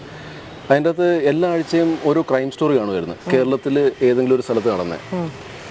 അപ്പോൾ ഇത് അമ്മ ഇങ്ങനെ വായിച്ച് റിയൽ ഇൻസിഡൻസ് അത് ഉണ്ടായിരുന്നു. അപ്പം പിന്നെ നമ്മൾ പേപ്പറിൽ ഞാൻ മിക്കവാറും വരെ കണ്ടിരിക്കുന്നത് ഈ ഫസ്റ്റ് പേജിൻ്റെ ഹെഡ്ലൈൻസ് നോക്കിക്കഴിഞ്ഞാൽ പിന്നെ രണ്ടാമത്തെ പേജിൻ്റെ ലെഫ്റ്റ് സൈഡിലും റൈറ്റ് സൈഡിലും ആയിരിക്കും നമ്മുടെ സിറ്റിയിൽ നടക്കുന്ന അല്ലെങ്കിൽ നമ്മുടെ സ്റ്റേറ്റിൽ നടക്കുന്ന ഓരോ ക്രൈംസ് ഒക്കെ എന്താണ് 10 കിലോ മറ്റേ ഡ്രഗ്സ് പിടിച്ചു എന്നൊക്കെ പറഞ്ഞിട്ടുള്ള ഇത് വരുന്നത്. ഇത് പെട്ടെന്ന് വായിച്ചു ചേർക്കും ആൾക്കാർ. അത് കഴിഞ്ഞിട്ടാണ് സ്പോർട്സിലേക്ക് പോകുന്നത്. പിന്നെയാണ് ഈ ഇടയ്ക്കുള്ള നമ്മുടെ ബിസിനസ്സിനെ പറ്റിയുള്ളതും അല്ലെങ്കിൽ വേൾഡ് ന്യൂസൊക്കെ ആൾക്കാർ വായിക്കുന്നത്. അതിലേക്ക് പോകും. അത് സമയം കിട്ടുവാണെങ്കിൽ മാത്രമേ അത് വായിക്കുള്ളൂ. മറ്റേത് പക്ഷേ സമയം കിട്ടില്ലെങ്കിലും അത് ഓടിച്ച് വായിക്കും. അപ്പം ആൾക്കാർക്ക് ഇത് എപ്പോഴും ഇഷ്ടമാണ്. ഇപ്പം CBI ഡയറിക്കുറിപ്പ് എന്ന് പറഞ്ഞ പടം എന്ന് വന്നതാണ്. അതിനൊന്ന് ആൾക്കാർക്ക് ഇതുണ്ടായിരുന്നു. ആൾക്കാർ കണ്ടു, ഭയങ്കരമായിട്ട് ഇഷ്ടപ്പെട്ടു, സൂപ്പർ ഹിറ്റ് സിനിമയാണ്. അതൊരു ഇൻവെസ്റ്റിഗേറ്റീവ് സ്റ്റോറിയാണ്. അല്ലെങ്കിൽ ഇപ്പോൾ നമ്മളൊരു ന്യൂഡൽഹി എന്ന് പറഞ്ഞാൽ അത് ഭയങ്കര ക്രൈം ഓറിയൻറ്റഡ് ഒരു വയലന്റ് ഒരു സ്റ്റോറിയാണ്. അത് ഭയങ്കര സൂപ്പർ ഹിറ്റ് ആവുന്നു. പ്രത്യേകിച്ച് ഈ പോലീസ് കഥാപാത്രങ്ങളൊക്കെ ആകുമ്പോഴേ ആളുകൾ ഇത് എങ്ങനെയാണ് ഈ ക്രൈമൊക്കെ ഇത് ഇൻവെസ്റ്റിഗേറ്റ് ചെയ്യുന്നത് അല്ലെങ്കിൽ അതൊക്കെ അറിയാനുള്ള ഭയങ്കര. ഞാൻ തന്നെ ഈ ഇതിൻ്റെ അകത്ത് നമ്മുടെ സോണി ലിവ് എന്ന് പറഞ്ഞ പ്ലാറ്റ്ഫോമിൽ ക്രൈം പാട്രോൾ എന്ന് പറഞ്ഞൊരു സീരീസ് ഉണ്ട്. ഇത് പണ്ട് യൂട്യൂബിലാണ് വന്നിട്ടിരുന്നത്. അവരുടെ യൂട്യൂബ് ചാനലാണ് ഇത് ഇട്ടുകൊണ്ടിരുന്നത്. അതായത് ചാനലിൽ വന്നിട്ട് പിന്നെ യൂട്യൂബിൽ വരും. ഇപ്പോൾ അത് പ്ലാറ്റ്ഫോമിലും വരുന്നുണ്ട്, OTT പ്ലാറ്റ്ഫോമിലും വരുന്നുണ്ട്. അതിൽ റിയൽ ഇൻസിഡൻസ് അവർ റോൾ പ്ലേ ചെയ്ത് അപ്പം ഞാനത് കണ്ടു തുടങ്ങിയതെന്ന് വെച്ചാൽ അതിൻ്റെ അകത്ത് അഭിനയിക്കുന്ന ആക്ടേഴ്സ് ഉണ്ട്, ഭയങ്കര രസമായിട്ട് അവരൊക്കെ അഭിനയിക്കുന്നത്. ഈ പോലീസ് ഓഫീസേഴ്സൊക്കെ കറക്റ്റ് ഇവർ പോലീസ് ഓഫീസറെ നമുക്ക് ഫീൽ ചെയ്യും. അല്ലെങ്കിൽ വേറെ അതിൻ്റെ അകത്ത് അഭിനയിക്കുന്ന വേറെ കഥാപാത്രങ്ങൾ, സാധാരണ ജനങ്ങളായിട്ട് അഭിനയിക്കുന്ന ആൾക്കാരൊക്കെ എനിക്കൊന്ന് ഭയങ്കരമായിട്ട് അവർ ഒന്നിൽ stage performance, I mean stage experience ഉള്ള ആൾക്കാരായിരിക്കാം, അല്ലെങ്കിൽ അവരങ്ങനെ ഗ്രൂം ചെയ്തിട്ടുണ്ട്. അപ്പോൾ ഈ ആക്ടേഴ്സിൻ്റെ ഇത് കാണാൻ വേണ്ടിയിട്ടാണ് ഇത് ഫോളോ ചെയ്ത് തുടങ്ങിയത്. പക്ഷേ ഇത് ഭയങ്കര ഇൻട്രസ്റ്റിംഗ് ആണ്, ഇവരെങ്ങനെയാണ് കണ്ടുപിടിക്കുന്നത്. ഇപ്പോൾ ഒരു ഫോർ എക്സാമ്പിൾ അതിൻ്റെ ഒരു എപ്പിസോഡിൽ അപ്പോൾ തുടങ്ങുന്നത് ഒരു ഗ്രൗണ്ടിൻ്റെ അടുത്ത് ഗ്രൗണ്ടിൽ ക്രിക്കറ്റ് കളിച്ചുകൊണ്ടിരിക്കുകയാണ് പിള്ളേർ. ബോൾ പോയി ദൂരത്ത് അവിടെ ചെല്ലുമ്പോഴത്തേക്ക് അവിടെ നിന്ന് ഒരു ബോഡി, അൺഐഡന്റിഫൈഡ് ബോഡി, വിഷ്വൽ ഭയങ്കര ഇമ്പോർട്ടൻ്റ്. എന്നിട്ട് ചിലപ്പോൾ മുഖം ക്ലിയർ ആയിരിക്കില്ല, ഐഡന്റിഫിക്കേഷൻ ഒന്നും ചാൻസ് ഇല്ല. അപ്പോൾ പോലീസ് ഡിപ്പാർട്ട്മെന്റ് എന്താണ് ഏറ്റവും ആദ്യം ചെയ്യുന്നത്, അടുത്തുള്ള പോലീസ് സ്റ്റേഷനിലൊക്കെ അല്ലെങ്കിൽ നമ്മുടെ അവിടെ മിസ്സിംഗ് കേസസ് ഏതാണ് ഇത് ഐഡന്റിഫൈ ചെയ്യാൻ വേണ്ടിയിട്ട്. അപ്പം എന്നിട്ട് മിസ്സിംഗ് കേസസിൽ ആ വീട്ടുകാരെ വിളിച്ചിട്ട് ബോഡി ഐഡന്റിഫൈ ചെയ്യാൻ പറയും. അവരൊന്നും ഐഡന്റിഫൈ ചെയ്യും, പിന്നെ അടുത്തതെന്ത് എന്നൊക്കെയുള്ള ആ രീതിയിൽ. അപ്പം മിക്കവാറും കേസസിലൊക്കെ ഈ ഒരു പാറ്റേൺ ആണ് ഫോളോ ചെയ്യുന്നത്. അപ്പോൾ ഇത് കണ്ടിരിക്കാൻ ഭയങ്കര രസമാണ്. എന്നുവെച്ചാൽ ഈ പാറ്റേൺ ഫോളോ ചെയ്തിട്ട് പക്ഷേ ഇവർക്ക് എങ്ങും എത്താൻ പറ്റുന്നില്ല. പിന്നെ അവരെങ്ങനെയാണ് വേറെ രീതിയിൽ എത്തുന്നത് എന്നുള്ളതാണ് എല്ലാ എപ്പിസോഡിലും അവർ കാണിക്കുന്നത്. സിനിമ കണ്ടിട്ട് കുറെ പഠിക്കാനുണ്ടെന്ന് തോന്നുന്നില്ലേ? ഈ ലൊക്കേഷനൊക്കെ എവിടെയായിരുന്നു സിനിമ? ലൊക്കേഷൻ മേജർലി എറണാകുളം തന്നെയായിരുന്നു. പിന്നെ നമ്മൾ കുറച്ച് ദിവസം നാഗർകോവിലിൽ ഷൂട്ട് ചെയ്തു. അപ്പം അവിടെ എനിക്കൊന്ന് 5-6 ദിവസം നാഗർകോവിലുണ്ടായിരുന്നു. സൈജു ഇപ്പം വേറെ ഏതൊക്കെ പ്രോജക്ട്സിലാണ് ഇപ്പോൾ ഇൻവോൾവ് ആയിട്ടുള്ളത്? ഞാൻ ഇനിയിപ്പോൾ എനിക്ക് റിലീസ് ചെയ്യാൻ പോണത് ഒന്ന് നവംബർ 22-ാം തീയതി, അതായത് അടുത്ത ആഴ്ച സ്ഥാനാർത്ഥി ശ്രീകുട്ടൻ എന്ന് പറഞ്ഞൊരു സിനിമയുണ്ട്. അതൊരു കുട്ടികൾ സെൻട്രൽ ക്യാരക്ടർ ചെയ്യുന്ന ഒരു സിനിമയാണ്. എനിക്കൊരു ഭാഗ്യം കിട്ടിയതെന്ന് വെച്ചാൽ മിക്കവാറും കുട്ടികളുടെ സിനിമകളിലൊക്കെ എന്നെ വിളിക്കാറുണ്ട്. അപ്പോൾ അതിൻ്റെ അകത്ത് ഇപ്പം പല്ലോട്ടി ഇപ്പം ഭയങ്കരമായിട്ട് ആൾക്കാർ സ്വീകരിച്ചു. മാളികപ്പുറത്തിന്റെ എഫക്റ്റ് ആണോ? മാളികപ്പുറത്തിൽ എന്നെ വിളിച്ചു. അല്ല, അതിന് മുമ്പ് ആൻമറി കലിപ്പിലാണ്ട് ഞാനുണ്ട്. പിന്നെ കോലുമിട്ടായി എന്ന് പറഞ്ഞ ആ വർഷത്തെ ബെസ്റ്റ് ചിൽഡ്രൻസ് ഫിലിം കിട്ടിയ സിനിമയുണ്ട്. അപ്പോൾ അതിൻ്റെ അകത്ത് ഞാൻ ഭാഗമായിരുന്നു. അപ്പം അങ്ങനെ കുട്ടികളുടെ കൂടെ കുറച്ചധികം ഇതാണ് നമുക്ക് ഇന്ററാക്ട് ചെയ്യാൻ പറ്റുന്നുണ്ട്. അപ്പം സ്ഥാനാർത്ഥി ശ്രീകുട്ടനാണ്. വിനീഷ് വിശ്വനാഥ് എന്ന് പറഞ്ഞൊരു ഡെബ്യൂട്ടൻ ഡയറക്ടറാണ് അത് ഡയറക്ട് ചെയ്യുന്നത്. അതിനുശേഷം പിന്നെ വരാൻ പോകുന്നത് അഭിലാഷം എന്ന് പറഞ്ഞൊരു പടം, ഷംസു സേബ എന്ന് പറഞ്ഞ സംവിധായകൻ്റെ. പിന്നെ ഒരു ഫാൻറ്റസി മൂവി ചെയ്തിട്ടുണ്ട്, ഞാനും സണ്ണീവേനും അപർണദാസും അഭിനയിച്ച്. അപർണദാസാണ് ഇതിൻ്റെ അകത്ത് ഹീറോയിൻ. ആനന്ദ് ശ്രീവാലയിലും അപർണദാസാണ് അർജുൻ്റെ പേരായിട്ട് അഭിനയിക്കുന്നത്. അപ്പം അപർണ എൻ്റെ പേരായിട്ട് അഭിനയിക്കുന്നത് written and directed by God എന്നതിൻ്റെ പേര്. ഒരു ഫാൻറ്റസി മൂവിയാണ്, ഒരു രസമുള്ള. ഒഴിവാക്കാൻ പറ്റാത്ത ഒരു കാര്യമാണ് ലാസ്റ്റ് പ്രേക്ഷകരോട് എന്താ പറയാനുള്ളത്, പ്രത്യേകിച്ച് പുതിയ സംവിധായകനും ഒക്കെ അല്ലേ, എന്താണ് അവരോട് പറയാൻ? തിയേറ്റർ എക്സ്പീരിയൻസ് തന്നെ വേണ്ട ഒരു സിനിമയും കൂടെ ആയിരിക്കുമല്ലോ. തീർച്ചയായും പ്രേക്ഷകരോട് പറയാനുള്ളത്, ഇത് പലപ്പോഴും സംഭവിക്കുന്നത് നമ്മൾ സിനിമകൾ നല്ല സിനിമകൾ തിയേറ്ററിൽ പലർക്കും മിസ്സാവും. പക്ഷെ പിന്നെ ഇത് ഒരു സാറ്റലൈറ്റ് ചാനലിലോ OTT പ്ലാറ്റ്ഫോമിലോ വരുമ്പോഴത്തേക്കും അയ്യോ അത് മിസ്സായി പോയി, പലരും ഗിൽറ്റി ഫീലിംഗ് ഒക്കെ ആൾക്കാർക്ക് ഉണ്ടായിട്ടുണ്ട്. അപ്പം അങ്ങനത്തെയൊക്കെ ഉണ്ടായിരിക്കാൻ വേണ്ടിയിട്ട് നിങ്ങളെല്ലാവരും തിയേറ്ററിൽ പോയി കാണുക. ഒരു ഇൻവെസ്റ്റിഗേറ്റീവ് ത്രില്ലറാണ്. 13 വയസ്സിന് മേളിലുള്ള ഏത് ആൾക്കാർക്കും കാണാവുന്ന ഒരു സിനിമയാണ്. സകുടുംബം കാണാവുന്നതാണ്, കൂട്ടുകാരോടൊപ്പം കാണാവുന്നതാണ്. ഒരു ഇൻവെസ്റ്റിഗേറ്റീവ് ഫാമിലി ത്രില്ലറാണ്. നിങ്ങൾ കൊടുക്കുന്ന കാശ് നിങ്ങൾക്ക് മുതലാവും. എന്തായാലും ആനന്ദ് ശ്രീബാല വലിയ വിജയമാകട്ടെ. Thank you. രോഹിണി, ആനന്ദ് ശ്രീബാല ഒരു വലിയ തിയേറ്റർ എക്സ്പീരിയൻസ് നൽകുമെന്നാണ് സൈജു പറയുന്നത്. അപ്പോൾ നമ്മുടെ പ്രേക്ഷകരും അത് കണ്ട് അല്ലേ, അത് ആസ്വദിക്കുക, അത് വിജയിപ്പിക്കുക അല്ലേ. സിനിമകളാണ് നമ്മുടെ ആത്മാവ് എന്ന് വേണമെങ്കിൽ ഇപ്പോൾ ഈ ഒരു കാലഘട്ടത്തിൽ പറയാൻ സാധിക്കും. പ്രധാനമന്ത്രി നരേന്ദ്രമോദി നൈജീരിയയിലെത്തി. 17 വർഷത്തിന് ശേഷമാണ് ഭാരതത്തിന്റെ പ്രധാനമന്ത്രി നൈജീരിയ സന്ദർശിക്കുന്നത്. ഊഷ്മളമായ സ്വീകരണമാണ് അബുജയിലെ ഭാരതീയ സമൂഹം പ്രധാനമന്ത്രിക്ക് ഒരുക്കിയത്. നൈജീരിയൻ പ്രസിഡന്റ് ബോലെ അഹമ്മദ് ടിബുവുമായി പ്രധാനമന്ത്രി കൂടിക്കാഴ്ച നടത്തും. 6 ദിവസം നീളുന്ന വിദേശ പര്യടനത്തിനായി ഇന്നലെയാണ് പ്രധാനമന്ത്രി പുറപ്പെട്ടത്. നൈജീരിയ സന്ദർശനത്തിന് നൈജീരിയ സന്ദർശനത്തിന് ശേഷം പ്രധാനമന്ത്രി ബ്രസീലും ഗയാനയും സന്ദർശിക്കും. ഐസൻ ജോസി ചേരുന്നു. ഐസൻ, കൂടുതൽ വിവരങ്ങൾ.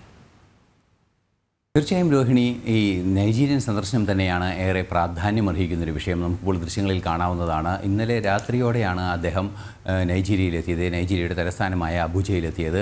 വലിയൊരു സ്വീകരണം തന്നെ അദ്ദേഹത്തിന് ലഭിച്ചു. നമുക്കറിയാവുന്നതാണ്, ഇന്ത്യൻ കമ്മ്യൂണിറ്റി, അതായത് നിരവധി ഭാരതീയരുള്ളൊരു പ്രദേശമാണ്. പ്രത്യേകിച്ച് മറാഠ കമ്മ്യൂണിറ്റി എല്ലാം തന്നെ വളരെ ശക്തമായുള്ള ഒരു പ്രദേശമാണ് നൈജീരിയ. അവിടെ സ്വാഭാവികമായും അദ്ദേഹത്തിന് വലിയൊരു സ്വീകരണം തന്നെയാണ് ലഭിക്കുന്നത്. നമുക്കറിയാവുന്നതാണ്, പ്രധാനമന്ത്രിയുടെ വിദേശയാത്രകളിലെല്ലാം തന്നെ വിദേശ രാജ്യങ്ങളിൽ കഴിയുന്ന ഭാരതീയരുമായുള്ളൊരു ഇൻറ്ററാക്ഷൻ അല്ലെങ്കിൽ ഒരു സംവാദവും അതുപോലെ തന്നെ മറ്റു രീതിയിലുള്ള ഇടപെടലുകളെല്ലാം തന്നെ പ്രധാനമന്ത്രി നടത്താറുണ്ട്. അതിൻ്റെ ഭാഗമായുള്ള പ്രത്യേക പരിപാടികളും ഇന്ന് പട്ടികപ്പെടുത്തിയിട്ടുണ്ട് എന്നാണ് നമുക്ക് അറിയാൻ സാധിക്കുന്നത്.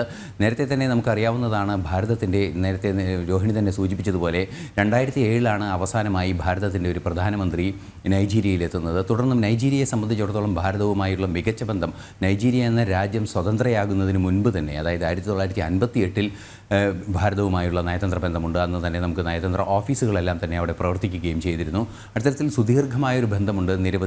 ഭാരതീയരായ നിരവധി നിക്ഷേപകർ നൈജീരിയയിൽ വൻ നിക്ഷേപം നടത്തിയിട്ടുണ്ട്. അതുപോലെ തന്നെ ഭാരതീയരായ വലിയൊരു സമൂഹവും അവിടെയുണ്ട് എന്നതൊരു യാഥാർത്ഥ്യം തന്നെയാണ്. നമുക്കറിയാവുന്നതാണ്, നേരത്തെ സൂചിപ്പിച്ചതുപോലെ ബോല അഹമ്മദ് ടിനുബുമായുള്ള കൂടിക്കാഴ്ചയുണ്ട്, പ്രസിഡന്റുമായുള്ള കൂടിക്കാഴ്ചയുണ്ട്. നിരവധി അന്താരാഷ്ട്ര ധാരണകൾ അല്ലെങ്കിൽ ഉഭയകക്ഷി ധാരണകളിലേക്കാണ് പ്രധാനമന്ത്രി ഇന്ന് കടക്കുക എന്നാണ് അറിയാൻ സാധിക്കുന്നത്. ഇത്തരത്തിലുള്ള ഉഭയകക്ഷി ധാരണകൾ പല വിധത്തിലുണ്ട്. നമുക്കറിയാവുന്നതാണ്, നേരത്തെ തന്നെ G20 ഉൾപ്പെടെയുള്ള വിഷയങ്ങളിൽ ഗ്ലോബൽ സൗത്തിൻ്റെ വക്താവാൻ ഭാരതം കൃത്യമായൊരു നേതൃത്വം വഹിക്കുന്നു എന്ന ആ ഒരു അന്താരാഷ്ട്ര നിലപാട് ഭാരതം മുന്നോട്ട് വയ്ക്കുന്നുണ്ട്. സ്വാഭാവികമായും അത്തരത്തിലുള്ളൊരു നീക്കത്തിലെ ഏറെ പ്രാധാന്യമർഹിക്കുന്നൊരു സന്ദർശനം കൂടിയാണ് നൈജീരിയയിലുള്ളത് എന്നതും നമുക്ക് എടുത്തു പറയേണ്ട ഒരു വസ്തുതയാണ്. നൈജീരിയൻ സന്ദർശനത്തിന് ശേഷമായിരിക്കും അദ്ദേഹം ബ്രസീലിലെ G20 ഉച്ചകോടിയിൽ പങ്കെടുക്കുന്നതിനായി യാത്ര തിരിക്കുക. തുടർന്ന് ഗയാനയിലും അദ്ദേഹം സന്ദർശനം നടത്തുമെന്നാണ് നമുക്ക് അറിയാൻ സാധിക്കുന്നത്. അതുപോലെ തന്നെ ഇന്ത്യ കാരിക്കോം സമ്മേളനം, അതായത് കരീബിയൻ രാജ്യങ്ങളുടെ കൂട്ടായ്മയായ ഇന്ത്യയുമായുള്ള കൂട്ടായ്മയായ ഇന്ത്യ കാരിക്കോം സമ്മേളനത്തിലുമെല്ലാം തന്നെ പ്രധാനമന്ത്രി പങ്കെടുക്കുകയും ചെയ്യും. പ്രധാനമന്ത്രിയുടെ നിലവിലെ യാത്രാ ഷെഡ്യൂൾ സംബന്ധിച്ചുള്ള ഒരു പ്രാഥമിക വിവരം 21 തിരിച്ചെത്താവുന്ന രീതിയിൽ നാളെ ബ്രസീലിലും തുടർന്ന് 3 ദിവസം ഗയാനയിലും അദ്ദേഹം പങ്കെടുക്കുമെന്നാണ് നമുക്ക് അറിയാൻ സാധിക്കുന്നത്. 21 അദ്ദേഹം തിരിച്ചെത്തുകയും ചെയ്യും. നിലവിലെ സാഹചര്യത്തിൽ വലിയൊരു സ്വീകരണം ലഭിച്ചതുകൂടി നമുക്ക് കണക്കാക്കുകയാണെങ്കിൽ, അതുകൂടി നിരീക്ഷിക്കുകയാണെങ്കിൽ വലിയ രീതിയിലുള്ള ധാരണകൾ ഇരു രാജ്യങ്ങളും തമ്മിലുണ്ടാകും. തീർച്ചയായും ഭാരതീയ സമൂഹവുമായുള്ളൊരു കൂടിക്കാഴ്ചയും അല്ലെങ്കിൽ അവരുമായുള്ള ഒരു സംവാദവുമെല്ലാം തന്നെ പ്രധാനമന്ത്രിയുടെ ഭാഗത്തു നിന്നുണ്ടാകുമെന്ന് തന്നെയാണ് അത് തന്നെയാണ് ഷെഡ്യൂൾ ചെയ്തിട്ടുള്ളത്. നേരത്തെ നമുക്കറിയാവുന്നതാണ്, വലിയ രീതിയിലുള്ള ബന്ധങ്ങൾ ഈ രണ്ട് രാജ്യങ്ങളും തമ്മിൽ നിലനിൽക്കുന്ന ഒരു പശ്ചാത്തലത്തിൽ മികച്ച ബന്ധമായി അതിനെ പരിണമിപ്പിക്കുക, അല്ലെങ്കിൽ ഉറച്ച ശക്തമായൊരു ബന്ധമായി നൈജീരിയയുമായുള്ള ബന്ധത്തെ പരിണമിപ്പിക്കുക എന്നതാണ് ലക്ഷ്യം. കഴിഞ്ഞ G20 സമ്മേളനത്തിലാണ് നൈജീരിയൻ പ്രസിഡന്റ് ഭാരതത്തിലെത്തിയത്. അന്ന് തന്നെ G20 സമ്മേളനത്തിൻ്റെ, ഭാരതത്തിൽ നടന്ന സമ്മേളനത്തിൻ്റെ ഭാഗമായി നടന്ന ഉഭയകക്ഷി ചർച്ചകളിൽ പ്രധാനമന്ത്രി പങ്കെടുത്തിരുന്നു. ഇന്ന് നമുക്ക് ലഭ്യമാകുന്ന കൂടുതൽ വിവരങ്ങൾ ഇത് സംബന്ധിച്ച് ഏത് രീതിയിലുള്ള ധാരണകളാണ് ഉണ്ടാവുക, വാണിജ്യ രംഗത്തും വിദ്യാഭ്യാസ രംഗത്തെ നൈജീരിയൻ വിദ്യാർത്ഥികൾക്ക് ഭാരതത്തിലെത്തുന്നതിനും ഡോക്ടർമാരുൾപ്പെടെ ഭാരതത്തിലെത്തുന്നതിനുള്ള സൗകര്യങ്ങൾ ഒരുക്കുക എന്ന വിശാലമായ കാഴ്ചപ്പാടോടെയുള്ള നീക്കങ്ങൾ നടത്തുന്നുണ്ട്. അവിടെയുള്ള ആരോഗ്യ പരിപാലന രംഗത്തിന് ഭാരതത്തിൻ്റെ എക്സ്പെർട്ടൈസ് ലഭ്യമാക്കുക, അത്തരത്തിൽ വിവിധങ്ങളായ വിഷയങ്ങളിൽ ചർച്ചകൾ നടക്കുകയും അന്താരാഷ്ട്ര ധാരണകൾ അല്ലെങ്കിൽ ഉഭയകക്ഷി ധാരണകൾ ഉണ്ടാകുമെന്ന് തന്നെയാണ് അറിയാൻ സാധിക്കുന്നത്. ബ്രസീൽ ഗയാന സന്ദർശനം അതുകൂടി നിർണായകമായി കാണാൻ സാധിക്കില്ലേ? കാരണം കൂടുതൽ ബ്രസീലുമായുള്ള ബന്ധം ശക്തിപ്പെടുത്താൻ അല്ലെങ്കിൽ ഗയാനയുമായുള്ള കൂടുതൽ റിലേഷൻഷിപ്പ് ശക്തമാക്കാനുള്ള ഒരു നീക്കവും കൂടി പ്രധാനമന്ത്രിയുടെ ഭാഗത്തു നിന്നും ഉണ്ടാകുമെന്ന് തന്നെയാണല്ലേ? തീർച്ചയായും ബ്രസീൽ സന്ദർശനത്തിൽ ഏറെ പ്രാധാന്യമറിയുന്നത് അദ്ദേഹം G20 സമ്മേളനത്തിൽ പങ്കെടുക്കാനാണ് പോകുന്നത്. നമുക്കറിയാവുന്നതാണ്, ബ്രസീൽ പ്രസിഡന്റ് ലുല ഡിസൽവയാണ് ഇപ്പോൾ G20യുടെ അധ്യക്ഷൻ. സ്വാഭാവികമായും G20 രാജ്യങ്ങളുടെ അധ്യക്ഷനായി ബ്രസീലിൻ്റെ പ്രസിഡന്റാണ് എത്തുന്നത്. സ്വാഭാവികമായും ഈ ലുല ഡിസൽവുമായുള്ള കൂടിക്കാഴ്ച പ്രധാനമായും നടക്കുമെന്നതാണ് നമുക്ക് എടുത്തു പറയേണ്ട ഒരു സംഭവം.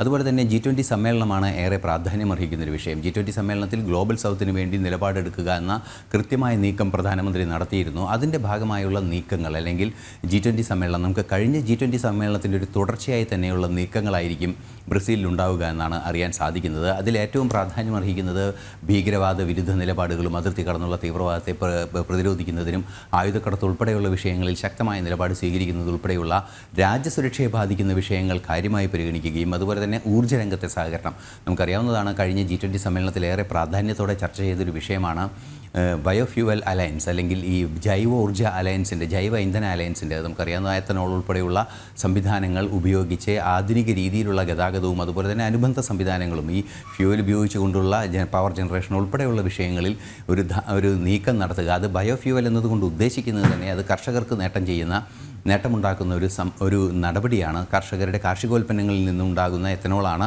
അതിൻ്റെ അടിസ്ഥാനപരമായ ഊർജ്ജോദായകമായ ഇന്ധനമായി പ്രയോജനപ്പെടുത്തുന്നത്. സ്വാഭാവികമായും അത് കർഷകർക്ക് നേട്ടമുണ്ടാക്കുന്ന ഒരു നീക്കമാണ്. അത്തരത്തിൽ കർഷകരെ ഓറിയൻറ്റ് ചെയ്യുന്ന ഒരു നീക്കം കൃത്യമായി ഇന്ധന രംഗത്തുണ്ടാവുക എന്നതാണ് ബയോഫ്യൂവൽ അലയൻസിൻ്റെ ഭാഗമായി നടക്കുക. ബയോഫ്യൂവൽ അലയൻസിൻ്റെ പ്രാധാന്യമർഹിക്കുന്ന മറ്റൊരു പ്രധാന വിഷയം ഹൈഡ്രോ കാർബൺ ഫ്യൂവലുകളുടെ ആ ഒരു പുറന്തള്ളലുകൾ, അതായത് ഈ ഹൈഡ്രോ കാർബൺ ഫ്യൂവലിൽ നിന്നും പുറന്തള്ളുന്ന കാർബൺ മോണോക്സൈഡ് ഉൾപ്പെടെയുള്ള രാസദ്രവ്യങ്ങൾ അന്തരീക്ഷത്തിലുണ്ടാക്കുന്ന വലിയ ആഘാതങ്ങളുണ്ട്. ആ ആഘാതമാണ് ഇപ്പോൾ ഈ കാലാവസ്ഥാ മാറ്റം ഉൾപ്പെടെ നമുക്ക് ഭാരതത്തിൽ, കേരളത്തിൽ പോലും അനുഭവവേദ്യമാകുന്ന, ഇന്ന് ദിവസങ്ങളിൽ പോലും മഴ ശക്തമായി പെയ്യുന്ന അത്തരത്തിലുള്ള കാലാവസ്ഥയിൽ കാര്യമായൊരു വ്യതിയാനത്തിന് കാരണമായ ഹൈഡ്രോ കാർബൺ പുറന്തള്ളലുകൾ നിയന്ത്രിക്കുന്നതിന് ഏറെ പ്രാധാന്യമർഹിക്കുന്ന ഒരു നീക്കമാണ് ബയോഫ്യൂവൽ അലയൻസ്.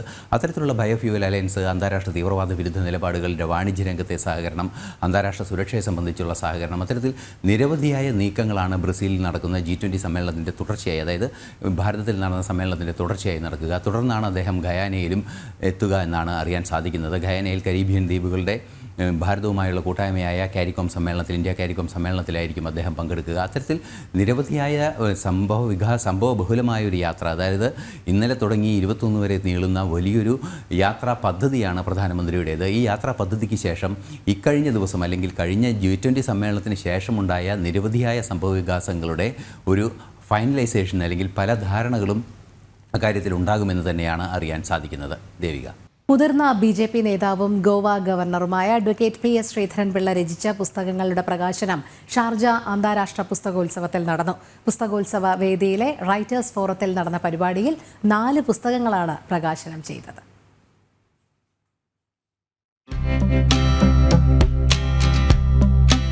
മുതിർന്ന BJP നേതാവും ഗോവ ഗവർണറുമായ അഡ്വക്കേറ്റ് PS ശ്രീധരൻപിള്ള രചിച്ച basic structure and republic, veins of trees, icon of my literature, Lakshadweep എന്ന മരതകദ്വീപ് എന്നീ പുസ്തകങ്ങളാണ് ഷാർജ അന്താരാഷ്ട്ര പുസ്തകോത്സവ വേദിയിലെ റൈറ്റേഴ്സ് ഫോറത്തിൽ നടന്ന പരിപാടിയിൽ പ്രകാശനം ചെയ്തത്.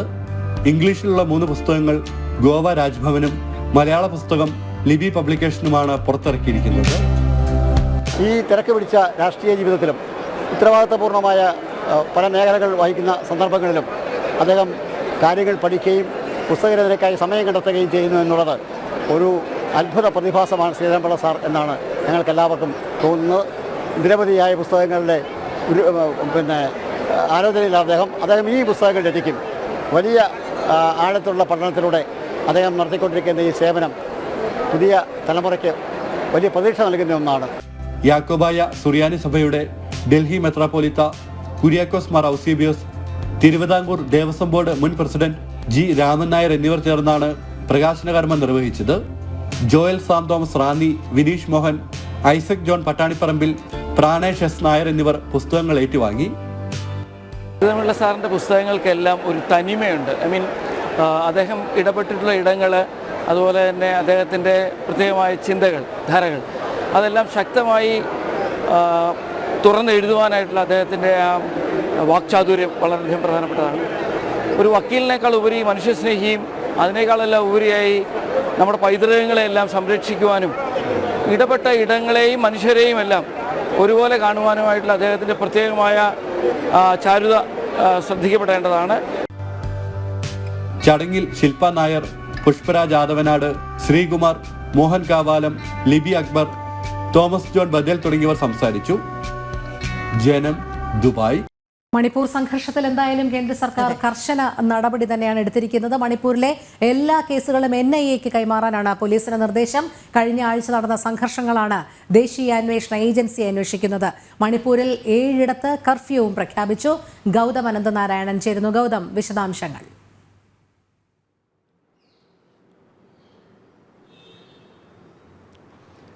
രോഹിണി, ഒരു ഇടവേളയ്ക്ക് ശേഷം വീണ്ടും മണിപ്പൂരിൽ സംഘർഷം രൂപപ്പെടുന്നു എന്നതാണ് ആശങ്കയുണ്ടാക്കുന്ന ഘടകം. കഴിഞ്ഞ നവംബർ 11 മുതൽ തുടർച്ചയായി സംഘർഷങ്ങൾ നടക്കുന്നുണ്ട്. ആദ്യഘട്ടത്തിൽ CRPFനെ ആക്രമിക്കാൻ ശ്രമിച്ച കുക്കി വിഘടനവാദ സംഘടനകൾക്ക് നേരെ CRPF വെടിയുതിർക്കുകയും ആ ഒരു പ്രതിരോധത്തിൽ 10 കുക്കി ഭീകരർ കൊല്ലപ്പെടുകയും ചെയ്യുന്ന പശ്ചാത്തലമുണ്ടായിരുന്നു. അതിനുശേഷമാണ് പിന്നീട് മെയ്തി വിഭാഗക്കാർ ജീവിക്കുന്ന ദുരിതാശ്വാസ ക്യാമ്പിന് നേരെ ആക്രമണമുണ്ടായത്. ഈ ദുരിതാശ്വാസ ക്യാമ്പിലേക്ക് എത്തിയ കുക്കി വിഘടനവാദ സംഘടനകൾ മെയ്തി വിഭാഗത്തിലെ 6 പേരെ, അതിൽ 3 കുട്ടികളും 3 സ്ത്രീകളെയുമാണ് തട്ടിക്കൊണ്ടുപോയത്. ആ തട്ടിക്കൊണ്ടുപോയ 3 പേരുടെ മൃതദേഹങ്ങൾ കഴിഞ്ഞ ദിവസം പല സ്ഥലങ്ങളിൽ നിന്നായി പുഴയുടെ തീരത്ത് നിന്നുമൊക്കെയായി ലഭിക്കുന്ന ഒരു സാഹചര്യം കൂടി ഉണ്ടായി. ഇതോടുകൂടി സംഘർഷ സാധ്യത വീണ്ടും മണിപ്പൂരിൽ രൂപപ്പെടുകയാണ്. ഇപ്പോൾ ഈ കേസുകൾ അടുത്തിടെ നടന്നിട്ടുള്ള സംഘർഷങ്ങളാണ് ഇപ്പോൾ ദേശീയ അന്വേഷണ ഏജൻസി ഏറ്റെടുത്തിരിക്കുന്നത്. കാരണം മണിപ്പൂരിലെ പ്രശ്നങ്ങൾ ഏതാണ്ട് പൂർണ്ണമായും പരിഹരിച്ചതാണ് കേന്ദ്ര സർക്കാരിൻ്റെ ഇടപെടലും. അതോടൊപ്പം തന്നെ മണിപ്പൂർ സർക്കാരും ശക്തമായി തന്നെ അക്രമത്തെ അടിച്ചമർത്തുകയും അതോടുകൂടി അവിടെ സമാധാന സാഹചര്യങ്ങൾ തിരിച്ചു വരികയും ഒക്കെ ചെയ്തതാണ്. എന്നാൽ അതിനുശേഷം ഇപ്പോൾ വീണ്ടും ഈ ആക്രമണങ്ങൾ നടക്കുന്നതിന് പിന്നിൽ വലിയ ഗൂഢാലോചനയുണ്ടെന്നും മണിപ്പൂരിൽ പഴയ സാഹചര്യങ്ങൾ വീണ്ടും എത്തിക്കാൻ, അതായത് 2014 മുൻപ് തുടർച്ചയായി നടന്നുകൊണ്ടിരുന്ന സംഘർഷങ്ങൾ, നമുക്കറിയാം അടുത്തിടെ മണിപ്പൂരിൽ നടന്ന കലാപമെന്ന് പറയുമ്പോൾ അത് ഒറ്റപ്പെട്ട കലാപമാണ്. പക്ഷേ 2014 മുൻപുള്ള വടക്കുകിഴക്കൻ സംസ്ഥാനങ്ങളുടെ സാഹചര്യം നോക്കിക്കഴിഞ്ഞാൽ തുടർച്ചയായ കലാപങ്ങൾ നടക്കുകയും എപ്പോഴും ബന്ദും അതോടൊപ്പം തന്നെ കർഫ്യൂവും ഒക്കെ ഏർപ്പെടുത്തേണ്ട ഒരു സാഹചര്യം അത് മണിപ്പൂരിൽ മാത്രമല്ല മറ്റു വടക്കുകിഴക്കൻ സംസ്ഥാനങ്ങളിലും അന്നുണ്ടായിരുന്നു. പക്ഷേ ഇപ്പോൾ നോർത്ത് ഈസ്റ്റ് സംസ്ഥാനങ്ങളെല്ലാം പൊതുവെ ശാന്തമാണ്. പക്ഷേ ചൈന ഉൾപ്പെടെയുള്ള ശത്രു രാജ്യങ്ങളും അതോടൊപ്പം തന്നെ കമ്മ്യൂണിസ്റ്റ് വിഘടനവാദ ശക്തികളും മിഷണറി സംഘടനകളുമൊക്കെ ചേർന്നുകൊണ്ട് ബോധപൂർവമായി വടക്കുകിഴക്കൻ മേഖലയിൽ വീണ്ടും പ്രശ്നങ്ങൾ സൃഷ്ടിക്കാൻ ശ്രമിക്കുന്നു എന്നാണ് കേന്ദ്ര സർക്കാരിൻ്റെ വിലയിരുത്തൽ. ഈ ഒരു സാഹചര്യത്തിലാണ് മണിപ്പൂരിൽ അടുത്തിടെ ഉണ്ടായിട്ടുള്ള സംഘർഷങ്ങൾ സംബന്ധിച്ചുള്ള അന്വേഷണം ദേശീയ അന്വേഷണ ഏജൻസി ഏറ്റെടുത്തിരിക്കുന്നത്. അതോടൊപ്പം തന്നെ കനത്ത ജാഗ്രതാ നിർദ്ദേശം മണിപ്പൂരിൽ സുരക്ഷാ സേനയ്ക്ക് നൽകിയിട്ടുണ്ട്.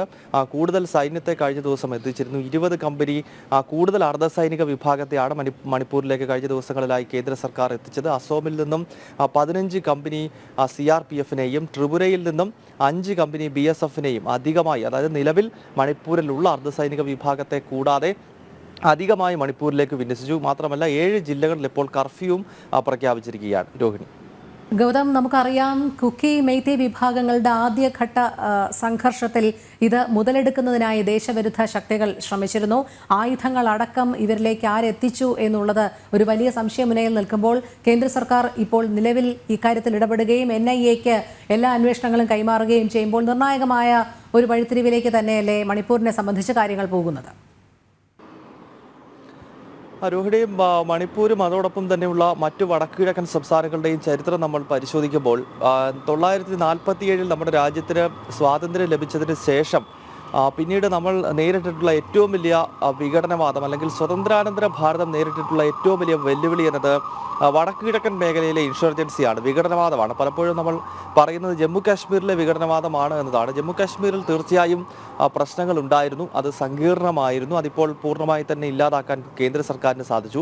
പക്ഷേ ജമ്മു കാശ്മീരിനെക്കാട്ടിൽ വലിയ വിഘടനവാദ പ്രവർത്തനങ്ങൾ ശരിക്കും നടന്നിട്ടുള്ളത് നോർത്ത് ഈസ്റ്റ് സംസ്ഥാനങ്ങളിലാണ്. പ്രത്യേകിച്ച് നാഗാലാൻഡ്, ത്രിപുര, മണിപ്പൂർ, അരുണാചൽ പ്രദേശ് തുടങ്ങിയ സംസ്ഥാനങ്ങളിൽ തുടർച്ചയായി സംഘർഷങ്ങൾ നടക്കുമായിരുന്നു. പക്ഷേ ഇപ്പോൾ ഈ സംസ്ഥാനങ്ങളൊക്കെ ശാന്തമാണെന്ന് മാത്രമല്ല, പ്രത്യേക സൈനിക നിയമം അഫ്സ്പ പോലും പല സംസ്ഥാനങ്ങളിൽ നിന്നും പൂർണ്ണമായി പിൻവലിച്ചു. ത്രിപുരയിൽ നിന്നും മേഘാലയയിൽ നിന്നൊക്കെ അഫ്സ്പ പൂർണ്ണമായി പിൻവലിക്കുകയും ഇന്ന് ഈ പ്രത്യേക സൈനിക നിയമം നിലനിൽക്കുന്നത് വടക്കുകിഴക്കൻ സംസ്ഥാനങ്ങളിലെ ചുരുക്കം ജില്ലകളിൽ മാത്രമാണ്. അതായത് സംസ്ഥാന അടിസ്ഥാനത്തിൽ തന്നെ നമുക്ക് കണക്ക് പറയേണ്ട ആവശ്യമില്ല.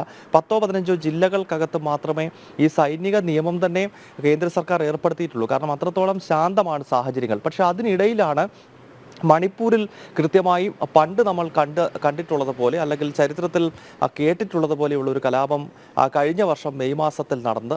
അതിന് പിന്നിൽ വലിയ ഗൂഢാലോചനയുണ്ട് എന്ന് കേന്ദ്ര സർക്കാരും രഹസ്യാന്വേഷണ വിഭാഗങ്ങളും നേരത്തെ തന്നെ വിശദീകരിച്ചിരുന്നു. കാരണം പൊതുവെ ശാന്തമായി മറ്റു എല്ലാ വടക്കുകിഴക്കൻ സംസ്ഥാനങ്ങളും ശാന്തമാണ്. അവിടെയൊക്കെ പ്രശ്നങ്ങൾ സൃഷ്ടിച്ചിരുന്ന വിഘടനവാദ സംഘടനകൾ പൊതുവെ ആയുധം താഴെ വെച്ച് കേന്ദ്ര സർക്കാരുമായി ധാരണയിലെത്തി.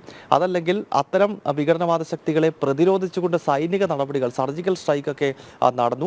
അങ്ങനെ പൊതുവെ ശാന്തമാകുന്ന ഒരു പശ്ചാത്തലത്തിലാണ് മണിപ്പൂരിൽ മാത്രം വളരെ ബോധപൂർവമായ ഒരു കലാപം കഴിഞ്ഞ വർഷം നടന്നത്. മെയ്തി വിഭാഗവും കുക്കി വിഭാഗവും, 2 ട്രൈബൽ വിഭാഗങ്ങൾ തമ്മിലുള്ള ഒരു ഏറ്റുമുട്ടൽ അവിടെ ഉണ്ടാവുകയായിരുന്നു. അതിൻ്റെ ബാക്കി പത്രമാണ് ഇപ്പോഴും മണിപ്പൂരിൽ നടന്നുകൊണ്ടിരിക്കുന്ന സംഘർഷം. അതിനാൽ പഴയ 2014 മുൻപുള്ള പഴയ മണിപ്പൂരിൻ്റെ സാഹചര്യത്തിലേക്ക് ആ സംസ്ഥാനത്തെ തള്ളിവിടുവാൻ ചില ഗൂഢാലോചനകൾ നടക്കുന്നുണ്ട് എന്നത് യാഥാർത്ഥ്യമാണ്. പ്രത്യേകിച്ച് മ്യാൻമാർ പോലുള്ള മണിപ്പൂരിനോട് ചേർന്ന് കിടക്കുന്ന രാജ്യങ്ങളുടെയൊക്കെ പശ്ചാത്തലം നമുക്കറിയാം. പട്ടാള ഭരണവും രാഷ്ട്രീയ അനിശ്ചിതത്വവും കൊണ്ട് വല്ലാത്ത അന്തരീക്ഷം നിലനിൽക്കുന്ന രാജ്യമാണ് മ്യാൻമാർ.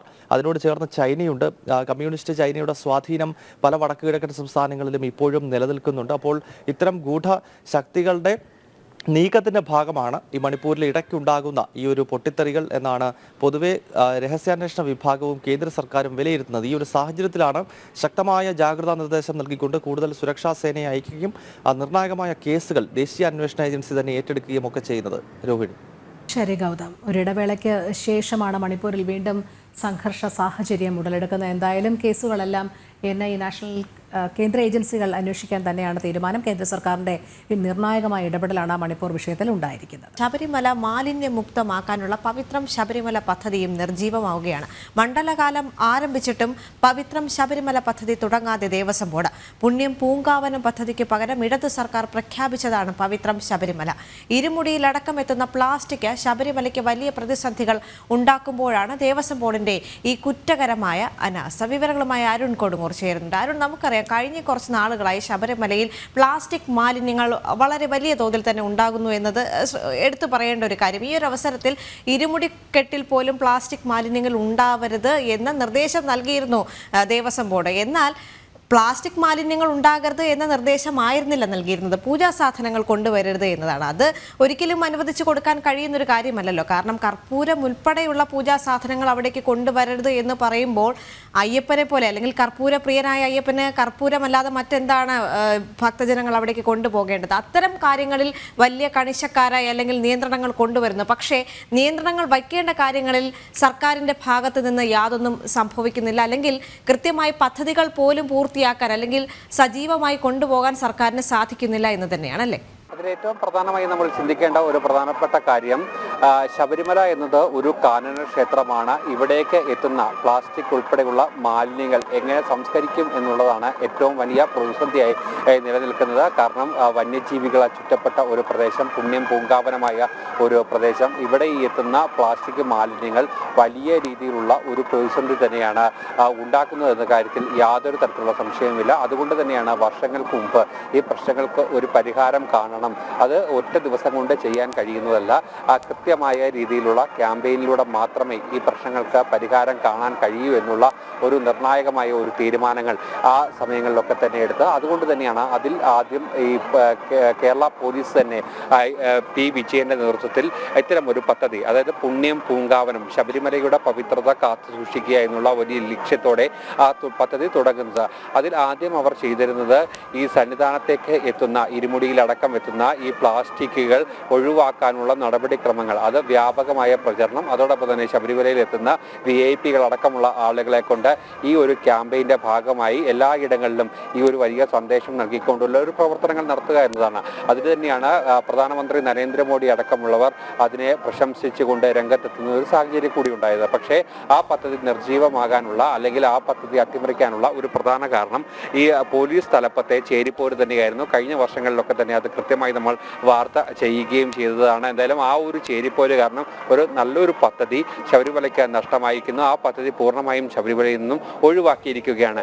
ഈ സാഹചര്യത്തിൽ മറ്റെന്ത് എന്നുള്ള പ്രധാനപ്പെട്ട ചോദ്യം ഉയർന്നു വരുന്ന ഒരു സാഹചര്യത്തിലാണ് ദേവസ്വം ബോർഡ് തന്നെ മുൻകൈ എടുത്തുകൊണ്ട് പവിത്രം ശബരിമല എന്നുള്ള മറ്റൊരു പ്രോജക്റ്റ് അവർ മുന്നോട്ട് വെച്ചത്.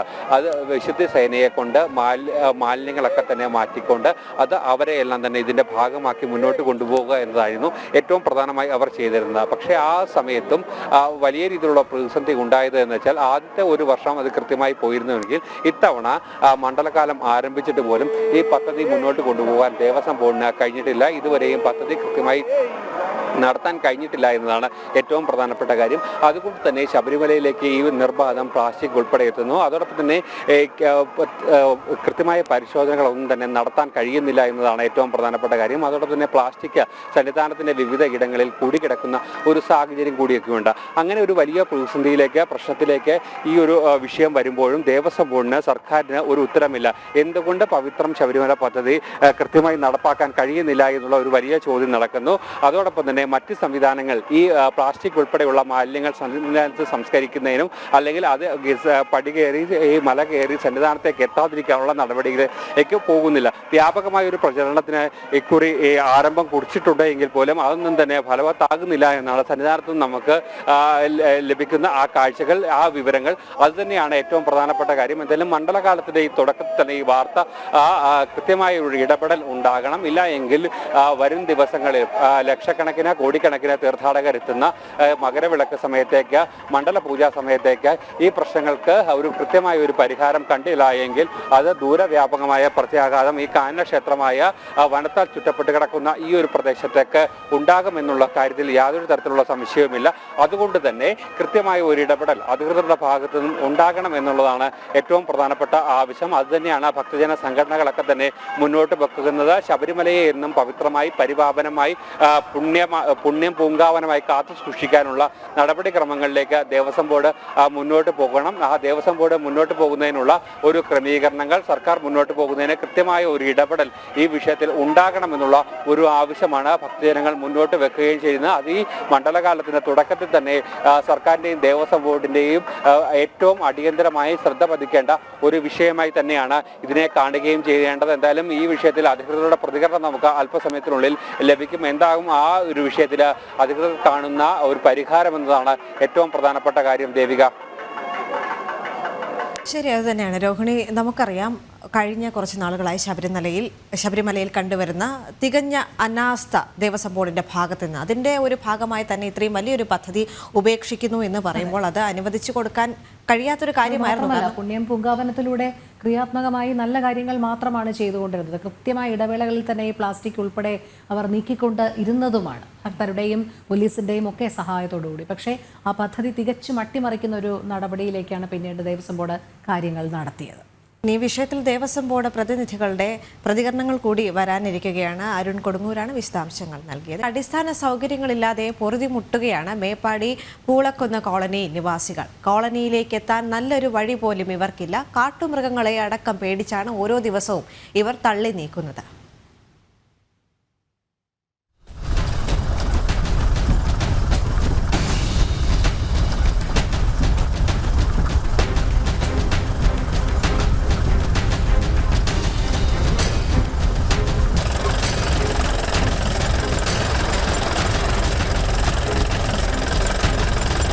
ഈ റോഡിലൂടെ വേണം പൂളക്കുന്ന് കോളനിയിലെത്താൻ.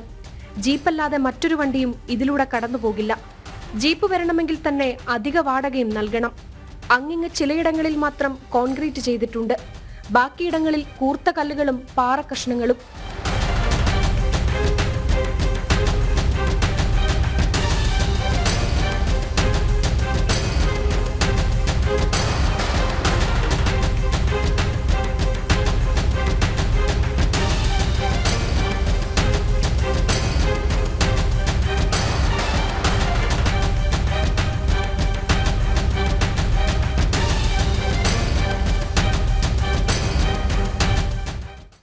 ഒരു സുഖമില്ലാത്ത ആള് പെട്ടെന്ന് എന്തെങ്കിലും അസുഖം വന്നിട്ടുണ്ടെങ്കിൽ ഇവിടെ നിന്നൊക്കെ പോകണമെങ്കിൽ ഭയങ്കര ബുദ്ധിമുട്ടല്ലേ.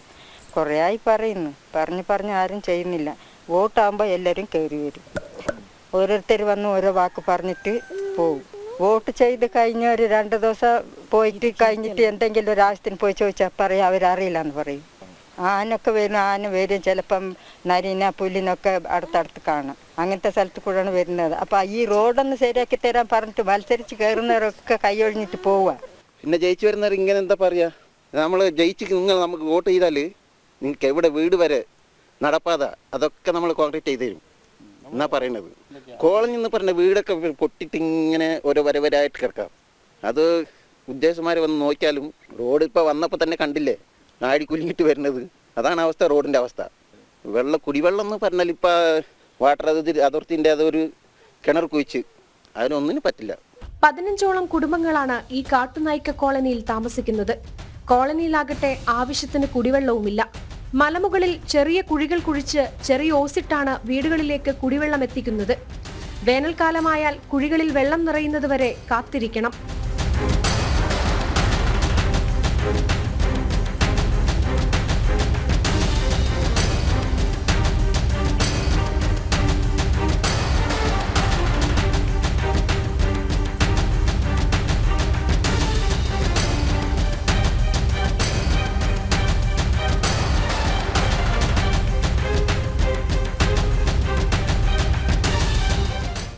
വെള്ളത്തിൻ്റെ കാര്യത്തിൽ ഒരു ചെറിയ കുഴി എടുത്തിട്ട്, അതായത് ചില സ്ഥലങ്ങളിലൊക്കെ ആണെങ്കിൽ ഒരു 1 കിലോമീറ്റർ, ചിലപ്പോൾ 3 കിലോമീറ്ററിലൊക്കെ ഡിസ്റ്റൻസിലാണ് നമ്മൾ ഒരു പൈപ്പ് ഇട്ടിട്ട് ചെറിയ ഹോസാണ്, അതായത് 2 ഇഞ്ചിൻ്റെ 1 ഇഞ്ചിൻ്റെയൊക്കെ ഹോസ് ഇട്ടിട്ട് അവിടുന്ന് വെള്ളം ഇങ്ങോട്ടേക്ക് കൊണ്ടുവരിക ചെയ്യണത്. അത് ആന വന്ന് പൊട്ടിച്ച് കഴിഞ്ഞാൽ അത് റിപ്പയറിങ്ങിനായിട്ട് അല്ലെങ്കിൽ വെള്ളം നോക്കാനായിട്ട് നമ്മൾ നടന്നു പോകേണ്ടി വരും. ചിലപ്പോൾ രാത്രിയിലൊക്കെ ആയിരിക്കും. രാത്രി വെള്ളത്തിന് ബുദ്ധിമുട്ടുണ്ടെങ്കിൽ രാത്രി തന്നെ നമ്മൾ പോയി റിപ്പയർ ചെയ്യേണ്ടി വരും. വന്യമൃഗങ്ങൾ വിഹരിക്കുന്ന ഇവിടെ പകൽ പോലും പുറത്തിറങ്ങാൻ കഴിയാത്ത അവസ്ഥയിലാണ് കോളനിവാസികൾ. ഭാഗികമായി ഫെൻസിംഗ് നടത്തിയിട്ടുണ്ടെങ്കിൽ അതിൽ പകുതി പണം ഇവരുടേതാണ്. അവയാണെങ്കിൽ ഇപ്പോൾ പ്രവർത്തിക്കുന്നുമില്ല.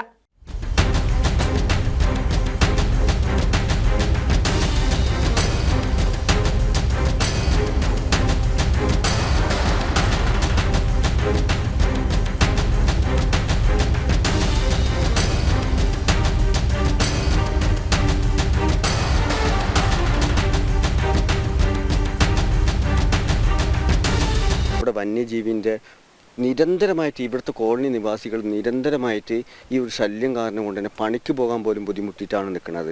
ഈ റോഡാണെങ്കിൽ ഇങ്ങനെ ഒരു അത്യാവശ്യ ഘട്ടത്തിന് ഹോസ്പിറ്റലിൽ പോകാൻ പോലും പറ്റുന്നില്ല. ഈ കോളനി നിവാസികൾ കയ്യിൽ നിന്ന് പൈസ ഫണ്ട് പിരിച്ചിട്ടാണ് ഇവിടെ ഫെൻസിങ് കാര്യങ്ങൾ ചെയ്തത്. പലതവണ അധികാരികളോട് പറഞ്ഞെങ്കിലും ആരും തിരിഞ്ഞു നോക്കിയില്ല. എത്രയും പെട്ടെന്ന് തങ്ങളുടെ പ്രശ്നങ്ങൾ പരിഹരിക്കണമെന്നാണ് കോളനിക്കാരുടെ ആവശ്യം. ജനം, വയനാട്. മുനമ്പത്തെ വഖഫ് അധിനിവേശത്തിനെതിരെ രാഷ്ട്രീയ മത സാമുദായ സംഘടനകൾ യോജിച്ച പ്രക്ഷോഭത്തിലേക്ക്. SNDP യോഗത്തിന്റെ നേതൃത്വത്തിൽ ചെറായി ബീച്ച് മുതൽ മുനമ്പം ബീച്ച് വരെ മനുഷ്യച്ചങ്ങല തീർക്കും. ഇന്ന് വൈകിട്ട് 3:30 ആയിരങ്ങൾ അണിനിരക്കുന്ന മനുഷ്യച്ചങ്ങല. തുഷാർ വെള്ളാപ്പള്ളി ഉൾപ്പെടെയുള്ള നേതാക്കൾ നേതൃത്വം നൽകും.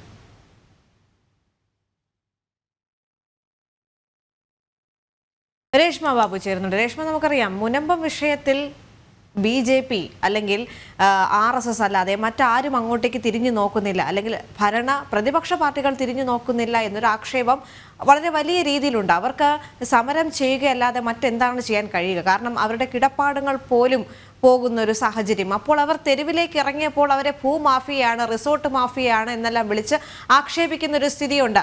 ഞങ്ങളെല്ലാം കൂടെയുണ്ട് എന്ന് ഉപതെരഞ്ഞെടുപ്പിന്റെ പശ്ചാത്തലത്തിൽ പിണറായി വിജയനും അദ്ദേഹത്തിന്റെ മന്ത്രിസഭയിലുള്ള മന്ത്രിമാരും എല്ലാം പറഞ്ഞപ്പോഴും ചെയ്യുന്ന പ്രവൃത്തി എന്താണ്? അവരെല്ലാം കുടിയേറ്റക്കാരാണ്, അവരെ ഉടൻ തന്നെ കുടിയൊഴിപ്പിക്കുമെന്ന് വഖഫ് മന്ത്രി പറയുന്നൊരു സാഹചര്യം ഉണ്ടായിരുന്നു. അതിന് തുടർച്ചയായി അവരെ വീണ്ടും ദ്രോഹിക്കുന്നൊരു സാഹചര്യം.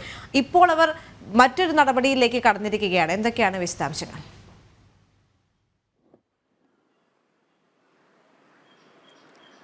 ദേവിക, ഇക്കഴിഞ്ഞ ഒക്ടോബർ 13 മുനമ്പം തീരദേശ ജനത തുടങ്ങിയ നിരാഹാര സമരം, റിലേ നിരാഹാര സമരം ഇപ്പോഴും തുടരുന്നുണ്ട്.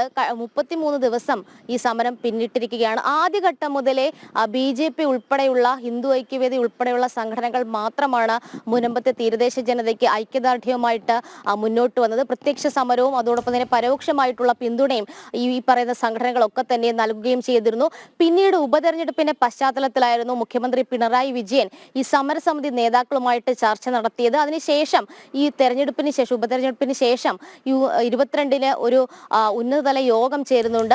അതിന് ശേഷമായിരിക്കാം കൂടുതൽ കാര്യങ്ങളിൽ ഒരു നിലപാട് വ്യക്തമാക്കുക എന്നുള്ളതായിരുന്നു അന്ന് മുഖ്യമന്ത്രിയെ കണ്ട ശേഷം മുനമ്പം സമരസമിതി നേതാക്കൾ പറഞ്ഞത്. പക്ഷെ കാര്യമായിട്ടുള്ള ഇടപെടലുകൾ സർക്കാരിന്റെ ഭാഗത്തു നിന്നും ഉണ്ടായില്ല. വെറുതെ കണ്ണിൽ പൊടിയിടുക എന്നുള്ളതിന്റെ അടിസ്ഥാനത്തിൽ ആ തെരഞ്ഞെടുപ്പ് അടുത്തിരിക്കെ തന്നെ മുനമ്പത്തെ തീരദേശ ജനതയെ ഒന്ന് അവരുടെ നിലപാടിന് അല്ലെങ്കിൽ അവരുടെ ഒപ്പം ഉണ്ട് എന്നുള്ളൊരു പ്രതീതി ഉണ്ടാക്കുക എന്നതിന്റെ അടിസ്ഥാനത്തിലായിരുന്നു സർക്കാർ ആ ഒരു രീതിയിൽ ഇടപെടൽ നടത്തിയത്. കാര്യമായിട്ടുള്ള പ്രതിഫലനമൊന്നും അത് ആ കാര്യത്തിൽ ഉണ്ടായിട്ടുമില്ല. എന്തായാലും 22-ലെ യോഗത്തിലാണ് ഇനി മുനമ്പം തീരദേശ ജനത പ്രതീക്ഷ അർപ്പിച്ചിരിക്കുന്നത്. അതിനിടയിൽ തന്നെ വിവിധ സംഘടനകൾ, പ്രത്യേകിച്ച് SNDP അടക്കമുള്ള സംഘടനകൾ യോജിച്ചുള്ള ഒരു പ്രക്ഷോഭത്തിലേക്ക് ഈ മുനമ്പത്തെ വിഷയത്തെ ഏറ്റെടുത്തിരിക്കുകയാണ്. ഇന്ന് ഇതുമായി ബന്ധപ്പെട്ട് വലിയ രീതിയിലുള്ള സമര പരിപാടികളാണ് മുനമ്പം പ്രദേശത്ത് ഉണ്ടാകുന്നത്. അതായത് നിലവിൽ വൈകുന്നേരം 3:30 SNDP യോഗത്തിന്റെ വൈപ്പിൻ യൂണിയന്റെ വിവിധ ശാഖകളുടെ നേതൃത്വത്തിൽ മനുഷ്യച്ചങ്ങല തീർക്കുന്നുണ്ട്. ഏകദേശം 5000-ഓളം പേർ പങ്കെടുക്കുമെന്നാണ്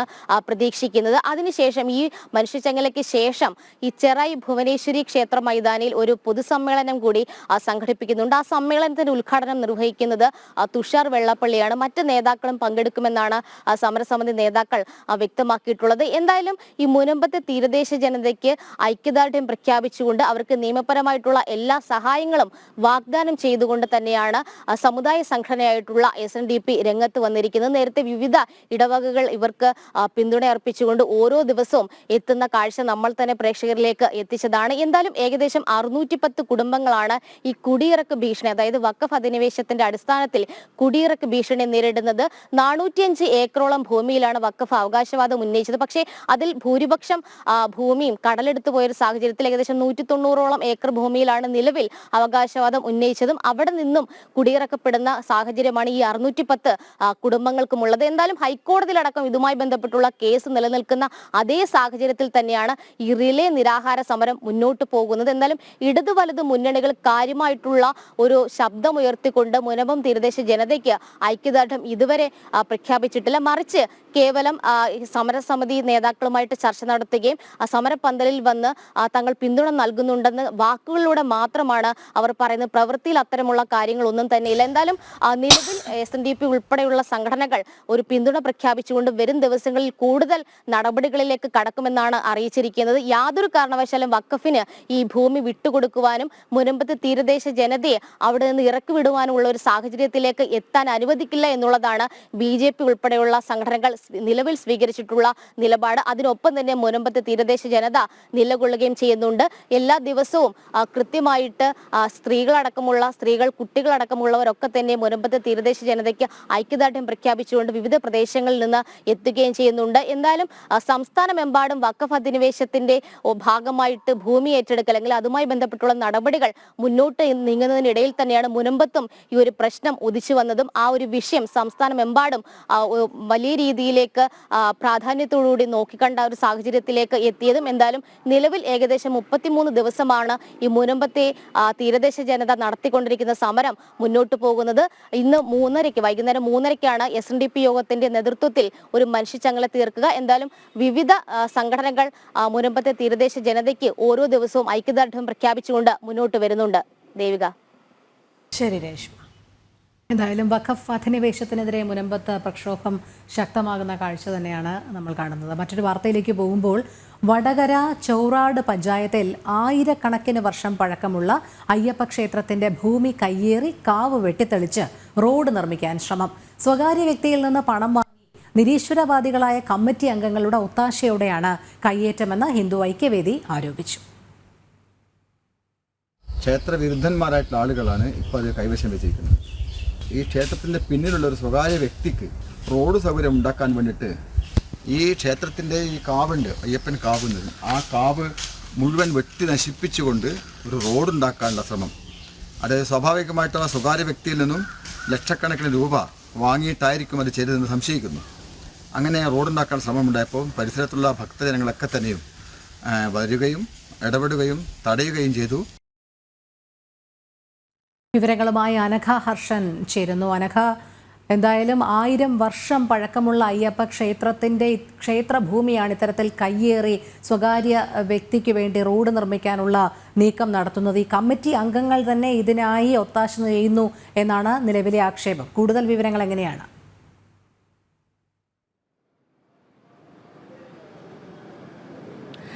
വടകരയിലെ ചോറോട് പഞ്ചായത്തിലുള്ള ആയിരക്കണക്കിന് വർഷം പഴക്കമുള്ള ഒരു അയ്യപ്പ ക്ഷേത്രമുണ്ട്. ആ ക്ഷേത്രം ഉണ്ണികൃഷ്ണൻ നമ്പൂതിരിയുടെയും സഹോദരി പാർവതിയുടെയും മേൽനോട്ടത്തിൽ അതിപ്രൗഢിയോടെ മുന്നോട്ട് പോയിരുന്ന ഒരു ക്ഷേത്രമായിരുന്നു. ഭക്തജനങ്ങൾ ദിനംപ്രതി വന്നുപോകുന്ന ഒരു ക്ഷേത്രമാണ്. എന്നാൽ പിന്നീട് ഈ ഉണ്ണികൃഷ്ണൻ നമ്പൂതിരിയും പാർവതി അന്തർജനവും ഒക്കെ തന്നെ ആ പ്രദേശത്ത് നിന്ന് സ്ഥലം മാറി മറ്റൊരിടത്തേക്ക് പോയി. അതോടെ ക്ഷേത്രത്തിന്റെ പ്രവർത്തനങ്ങൾ താറുമാറായി. അങ്ങനെയാണ് ഈ പ്രദേശത്തെ നാട്ടുകാരൊക്കെ കൂടി ചേർന്ന് ഒരു കമ്മിറ്റി രൂപീകരിക്കുന്നത്. ഈ കമ്മിറ്റിയുടെ മേൽനോട്ടത്തിലായിരുന്നു പിന്നീട് ക്ഷേത്രത്തിന്റെ പ്രവർത്തനങ്ങളൊക്കെ തന്നെ മുന്നോട്ട് പോയത്. അങ്ങനെ ഒരു ദിവസമാണ് ഈ കമ്മിറ്റിയിലെ ചില നിരീശ്വരവാദികളായിട്ടുള്ള അല്ലെങ്കിൽ ഈ ക്ഷേത്രത്തിനോട് ഒട്ടും ഇമ്പമില്ലാത്ത കുറെ ആളുകൾ കമ്മിറ്റിയിൽ ഉണ്ടായിരുന്നു.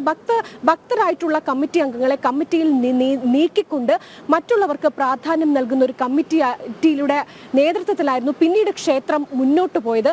അങ്ങനെയാണ് ഒരു ദിവസം ഈ ക്ഷേത്രത്തിന് പുറകിൽ ഒരു സ്വകാര്യ വ്യക്തിക്ക് സ്ഥലമുണ്ട്.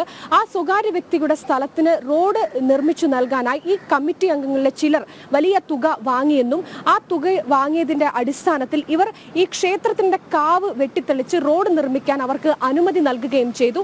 അങ്ങനെ അയ്യപ്പക്കാവിലെ ക്ഷേത്രത്തിലെ മരങ്ങൾ, പകുതിയിലധികം മരങ്ങൾ മുറിച്ച് റോഡ് വെട്ടിത്തെളിക്കാനുള്ള ഒരു ശ്രമം പാതി വഴിയിലെത്തിയപ്പോഴാണ് പ്രദേശത്തെ ഭക്തജനങ്ങൾക്ക് തന്നെ ഈ വിഷയത്തിൽ കാര്യമായി ഇടപെട്ടു. ഹിന്ദു ഐക്യവേദി ഈ വിഷയത്തിൽ ഇടപെട്ടു.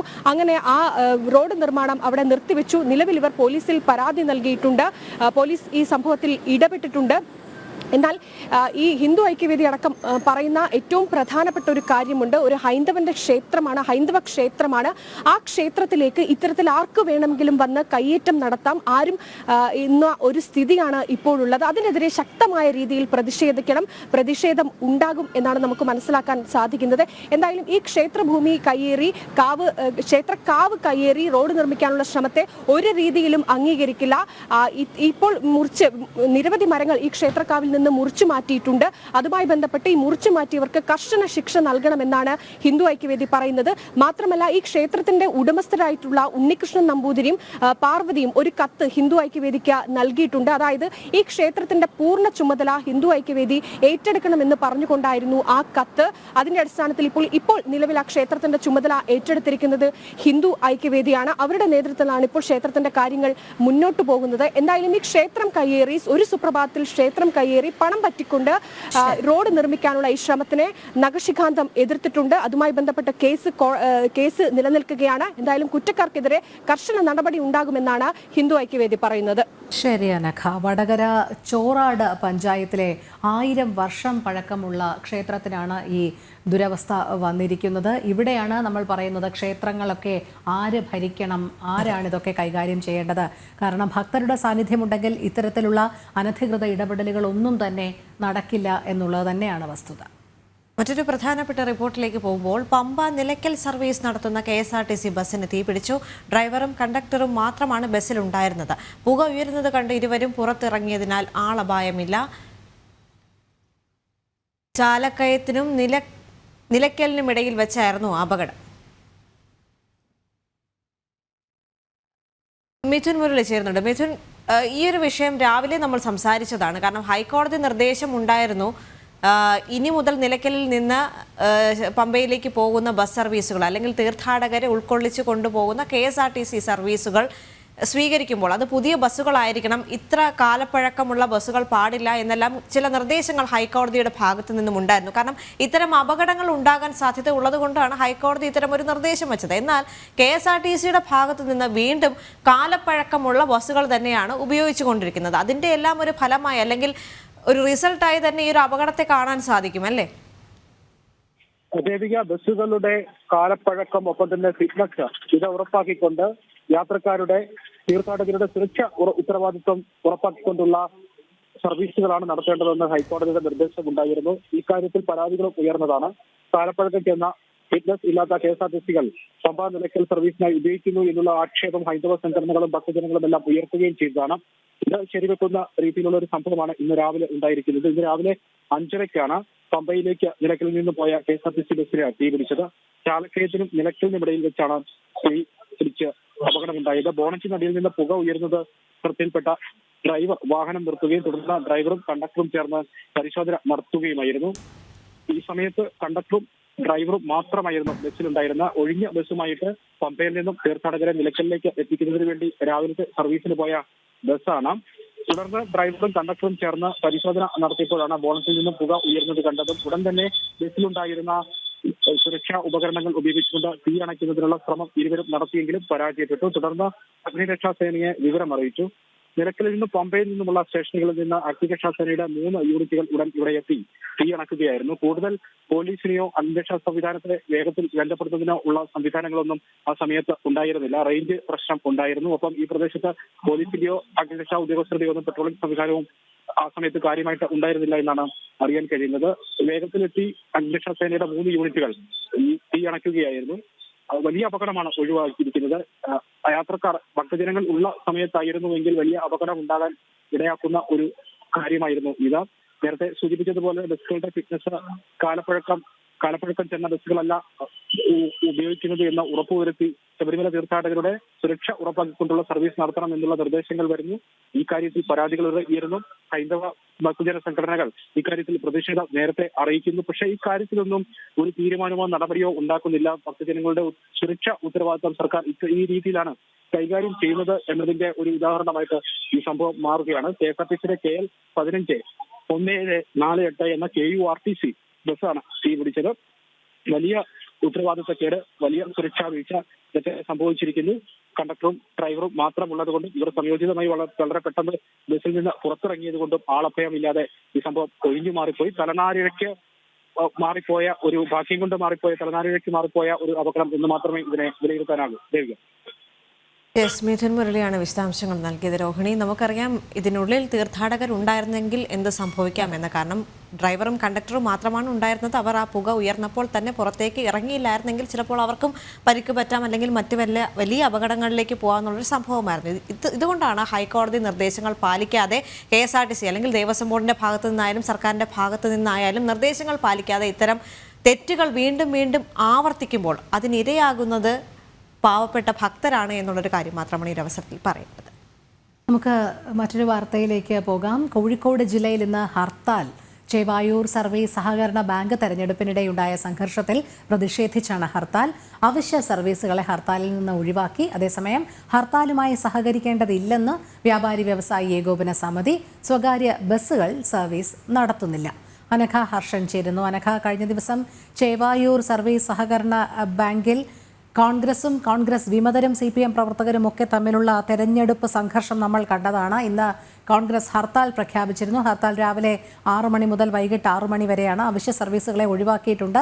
ഏതു രീതിയിലാണ് നിലവിൽ ഇപ്പോൾ ഹർത്താൽ പുരോഗമിക്കുന്നത്?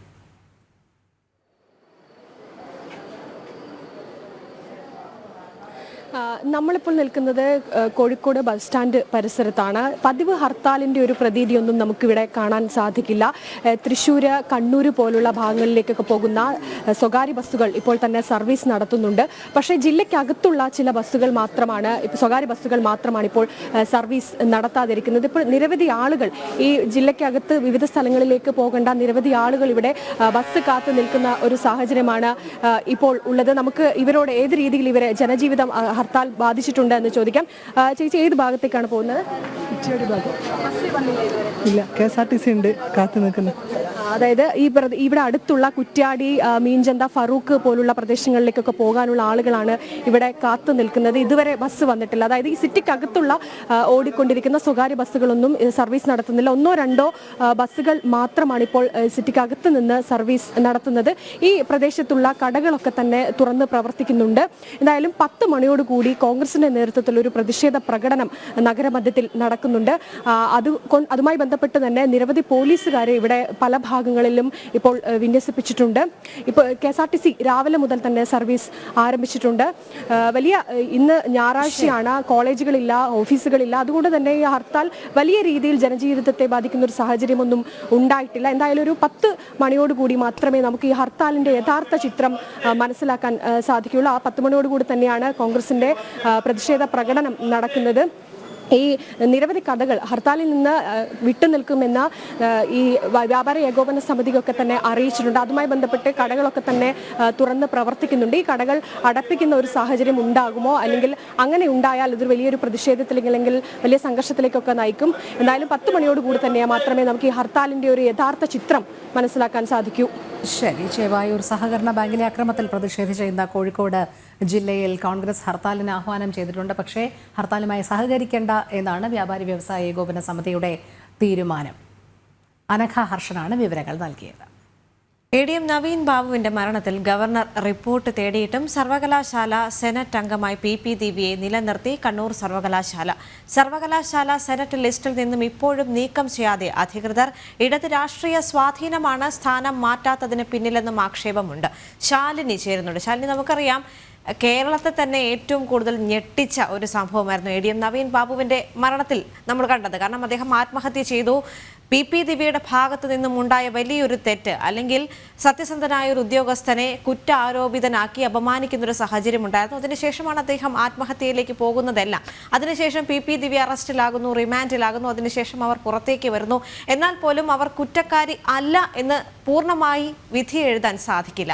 കാരണം അവരുടെ വാക്കുകൾ ഒരു ഉദ്യോഗസ്ഥനെ വളരെയധികം സങ്കടപ്പെടുത്തിയിട്ടുണ്ട്. അവരുടെ കുടുംബം ഇനിയും നിയമ പോരാട്ടവുമായി മുന്നോട്ട് പോകുമെന്ന് പറയുമ്പോഴും നമുക്കറിയാം ഇടത് രാഷ്ട്രീയ പാർട്ടി നേതാക്കളെല്ലാം പി ദിവ്യയെ തള്ളിക്കൊണ്ടാണ് പ്രത്യക്ഷത്തിൽ പുറത്തേക്ക് വന്നതെങ്കിൽ പോലും ഇതിൽ നിന്ന് നമുക്ക് മനസ്സിലാക്കേണ്ട കാര്യം പാർട്ടി ഒരു സംരക്ഷണ കവചം ഇപ്പോഴും പി ദിവ്യയ്ക്ക് ഒരുക്കുന്നുണ്ട് എന്ന് തന്നെയാണ്, അല്ലേ?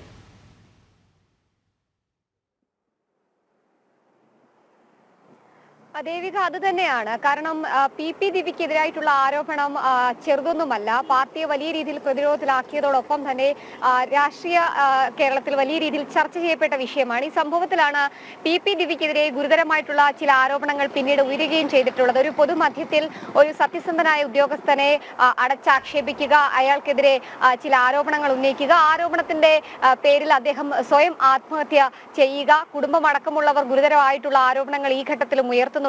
പാർട്ടി സംരക്ഷണ കവചം ഒരുക്കി അറസ്റ്റ് അടക്കമുള്ള കാര്യങ്ങൾ ആദ്യഘട്ടങ്ങളിൽ നടപടി വൈകിപ്പിക്കുന്നു. പിന്നീട് സ്വമേധയാ പോലീസിന് മുൻപിൽ ചെന്ന് കീഴടങ്ങുന്നു, റിമാൻഡിലാകുന്നു, ഒടുവിൽ ജാമ്യം കിട്ടി പുറത്തേക്ക് വരുന്നു. ഹൈക്കോടതി അടക്കം ഗുരുതരമായിട്ടുള്ള ചില കണ്ടെത്തലുകൾ നടത്തിയിട്ടുമുണ്ട്. പി ദിവ്യ നടത്തിയത് വലിയ രീതിയിൽ ഗുരുതരമായിട്ടുള്ള തെറ്റാണ്. അത്തരത്തിലൊരു പൊതുമധ്യത്തിൽ ഒരു ഉദ്യോഗസ്ഥനെ അങ്ങനെ അടച്ചാക്ഷേപിക്കാൻ പാടില്ല എന്ന അടക്കമുള്ള കാര്യങ്ങൾ ഹൈക്കോടതി അടക്കം നിരീക്ഷിച്ച സാഹചര്യം കൂടി നിലനിൽക്കുന്നുണ്ട്. ഈ ഘട്ടത്തിൽ കൂടിയാണ് പി ദിവ്യ ഇപ്പോൾ കണ്ണൂർ സർവകലാശാലയുടെ സെനറ്റ് മെമ്പറാണ്. ആ സെനറ്റ് മെമ്പർ സ്ഥാനത്ത് നിന്ന് പി ദിവ്യയെ നീക്കണമെന്നൊരു ആവശ്യം അത് സെനറ്റ് അംഗങ്ങൾ ചിലർ ഉന്നയിച്ചിട്ടുണ്ട്. ഒപ്പം തന്നെ ചില അഭിഭാഷകരടക്കമുള്ളവരും വിദ്യാഭ്യാസ വിദഗ്ധരടക്കമുള്ളവരും ചൂണ്ടിക്കാട്ടിയതാണ്. ഇതുമായി ബന്ധപ്പെട്ടാണ് ചാൻസലർ കൂടിയായിട്ടുള്ള സർവകലാശാലകളുടെ എല്ലാം ചാൻസലർ കൂടിയായിട്ടുള്ള ഗവർണർ ആരിഫ് മുഹമ്മദ് ഖാൻ ഇതൊരു പരാതി രൂപേണ എത്തുകയും ചെയ്തിട്ടുള്ളത്. ഇതിന്റെ അടിസ്ഥാനത്തിൽ കണ്ണൂർ സർവകലാശാല VC-യോട് ഗവർണർ റിപ്പോർട്ടും തേടിയിട്ടുണ്ട്. ആ റിപ്പോർട്ട് ഇതുവരെയും രാജ്ഭവനിലേക്ക് എത്തിയിട്ടില്ല എന്നുള്ളതാണ് നമ്മൾ മനസ്സിലാക്കുന്നത്.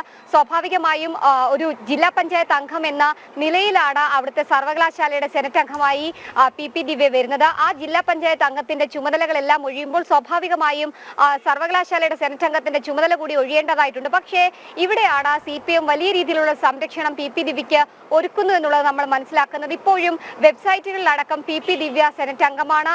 ഒപ്പം തന്നെ സംസ്ഥാനത്തെ പൊതുവിദ്യാഭ്യാസ വകുപ്പിന്റെ കീഴിലുള്ള കരിക്കുലം കമ്മിറ്റിയിലടക്കം ഇപ്പോഴും പി ദിവ്യ തുടരുന്നുണ്ട് എന്നുള്ളതാണ് നമ്മൾ മനസ്സിലാക്കുകയും ചെയ്തിട്ടുള്ളത്. അതായത് ചാൻസലർ കൂടിയായിട്ടുള്ള ഗവർണർ ആവശ്യപ്പെട്ടിട്ട് പോലും റിപ്പോർട്ട് തേടിയ സാഹചര്യത്തിൽ പോലും അവരെ ആ ചുമതലകളിൽ നിന്ന് മാറ്റി നിർത്താൻ സംസ്ഥാന സർക്കാരോ അല്ലെങ്കിൽ ബന്ധപ്പെട്ട അധികൃതരോ തയ്യാറാകുന്നില്ല എന്നുള്ളതാണ് ഏറ്റവും ശ്രദ്ധേയമായിട്ടുള്ള കാര്യം. എന്തായാലും കണ്ണൂർ സർവകലാശാല നടത്തുന്ന ഈ ഒരു നടപടിയിൽ വലിയ രീതിയിലുള്ള അമർഷം, വലിയ രീതിയിലുള്ള വിമർശനങ്ങൾ ഉയരുകയും ചെയ്തിട്ടുണ്ട്. പ്രത്യേകിച്ച് ഒരു പാർട്ടി സംരക്ഷണം ഉള്ളതുകൊണ്ട് തന്നെയാണ് ആ ഒരു ചുമതലയിൽ ഇപ്പോഴും പി ദിവ്യ തുടരുന്നത്. പ്രത്യേകിച്ച് ആ കണ്ണൂർ ജില്ലാ പഞ്ചായത്ത് അംഗത്തിന്റെ സ്ഥാനത്തേക്ക് അല്ലെങ്കിൽ പി ദിവ്യയ്ക്ക് പകരക്കാരിയായി മറ്റൊരു വനിത വന്നൊരു സാഹചര്യത്തിൽ എന്തുകൊണ്ട് പി ദിവ്യയെ വീണ്ടും ആ സ്ഥാനത്തേക്ക് തുടരാൻ അനുവദിക്കുന്നു, അല്ലെങ്കിൽ മറ്റൊരാളെ അവിടേക്ക് കൊണ്ടുവരുന്നില്ല എന്നുള്ളൊരു ചോദ്യം ഈ ഘട്ടത്തിൽ ഉയരുന്നുണ്ട്. എന്നാലും തുടക്കം മുതൽ തന്നെ ഒരു വിഭാഗം CPM-ന്റെ മുതിർന്ന നേതാക്കന്മാരടക്കമുള്ളവർ പി ദിവ്യയ്ക്ക് സംരക്ഷണ കവചം ഒരുക്കിയിട്ടുണ്ട്. ആഭ്യന്തര വകുപ്പും മുഖ്യമന്ത്രി അടക്കമുള്ളവർ അത് തുടരുകയും ചെയ്തിട്ടുണ്ട്. ഇപ്പോഴും അത് തുടരുകയും ചെയ്യുകയാണ്. അതിന്റെ ഒരു തുടർച്ച എന്നോണമാണ്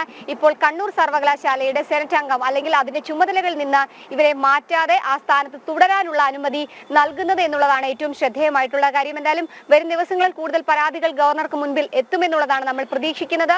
ഗവർണറുടെ നടപടി നിർണായകമാണ്. പ്രത്യേകിച്ച് സർവകലാശാലയുടെ റിപ്പോർട്ട് ലഭ്യമായാൽ ഒരുപക്ഷെ സർവകലാശാലയ്ക്ക് നേരെയും പി ദിവ്യയ്ക്ക് നേരെയും കടുത്ത നടപടിയും നിലപാടും രാജ്ഭവനും ഗവർണറും സ്വീകരിക്കുമെന്നുള്ളതിൽ സംശയമില്ല. അത്തരത്തിലുള്ള ചർച്ചകളാണ് ഇപ്പോൾ നമുക്ക് മനസ്സിലാക്കാൻ സാധിക്കുന്നത്. എന്തായാലും തുടക്കം മുതൽ തന്നെ പി ദിവ്യയ്ക്ക് ഒരുക്കിയ സംരക്ഷണ കവചം ഈ ഘട്ടത്തിലും CPM ഒരുക്കുകയാണ്. അതിന്റെ ഏറ്റവും ഒടുവിലത്തെ ഉദാഹരണമാണ് ഈ സ്ഥാനത്ത് ഒരു രീതിയിലുമുള്ള മാറ്റം സംഭവിക്കാതെ പി ദിവ്യ അതേ ചുമതലകളിൽ തുടരുന്നത്. ദേവിക.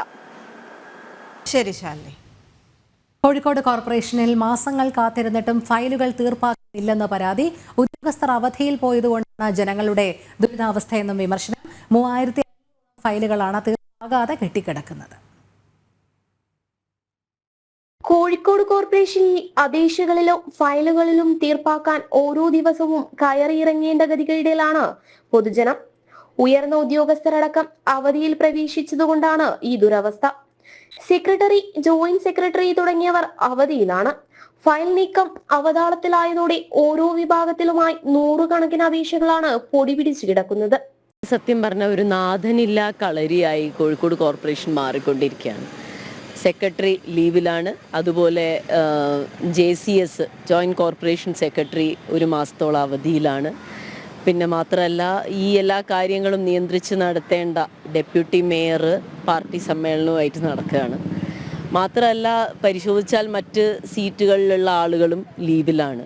റവന്യൂ സെക്ഷനിലെ ഹെൽത്തുമായി ബന്ധപ്പെട്ട എല്ലാ സെക്ഷനുകളിലെയും ഫയലുകൾ ഓരോ നിർവഹണ ഉദ്യോഗസ്ഥരുടെയും ചുമതലപ്പെട്ട ഉദ്യോഗസ്ഥരുടെയും ലോഗിനിൽ കെട്ടിക്കിടക്കുകയാണ്. അപ്പം ഞങ്ങൾക്ക് പറയാനുള്ളത് ജനസേവനം സുഗമമാക്കണം. അതിന് കെൽപ്പില്ലാത്ത ഒരു ഭരണ സംവിധാനമാണ് കോഴിക്കോട് മുനിസിപ്പൽ കോർപ്പറേഷൻ ഭരിക്കുന്നത് എന്നുള്ളത് ഒരു ഖേദകരമായിട്ടുള്ളൊരു വസ്തുതയാണ്. കോർപ്പറേഷൻ സെക്രട്ടറി തീർപ്പാക്കേണ്ട 520 അപേക്ഷകളാണ് ഉള്ളത്.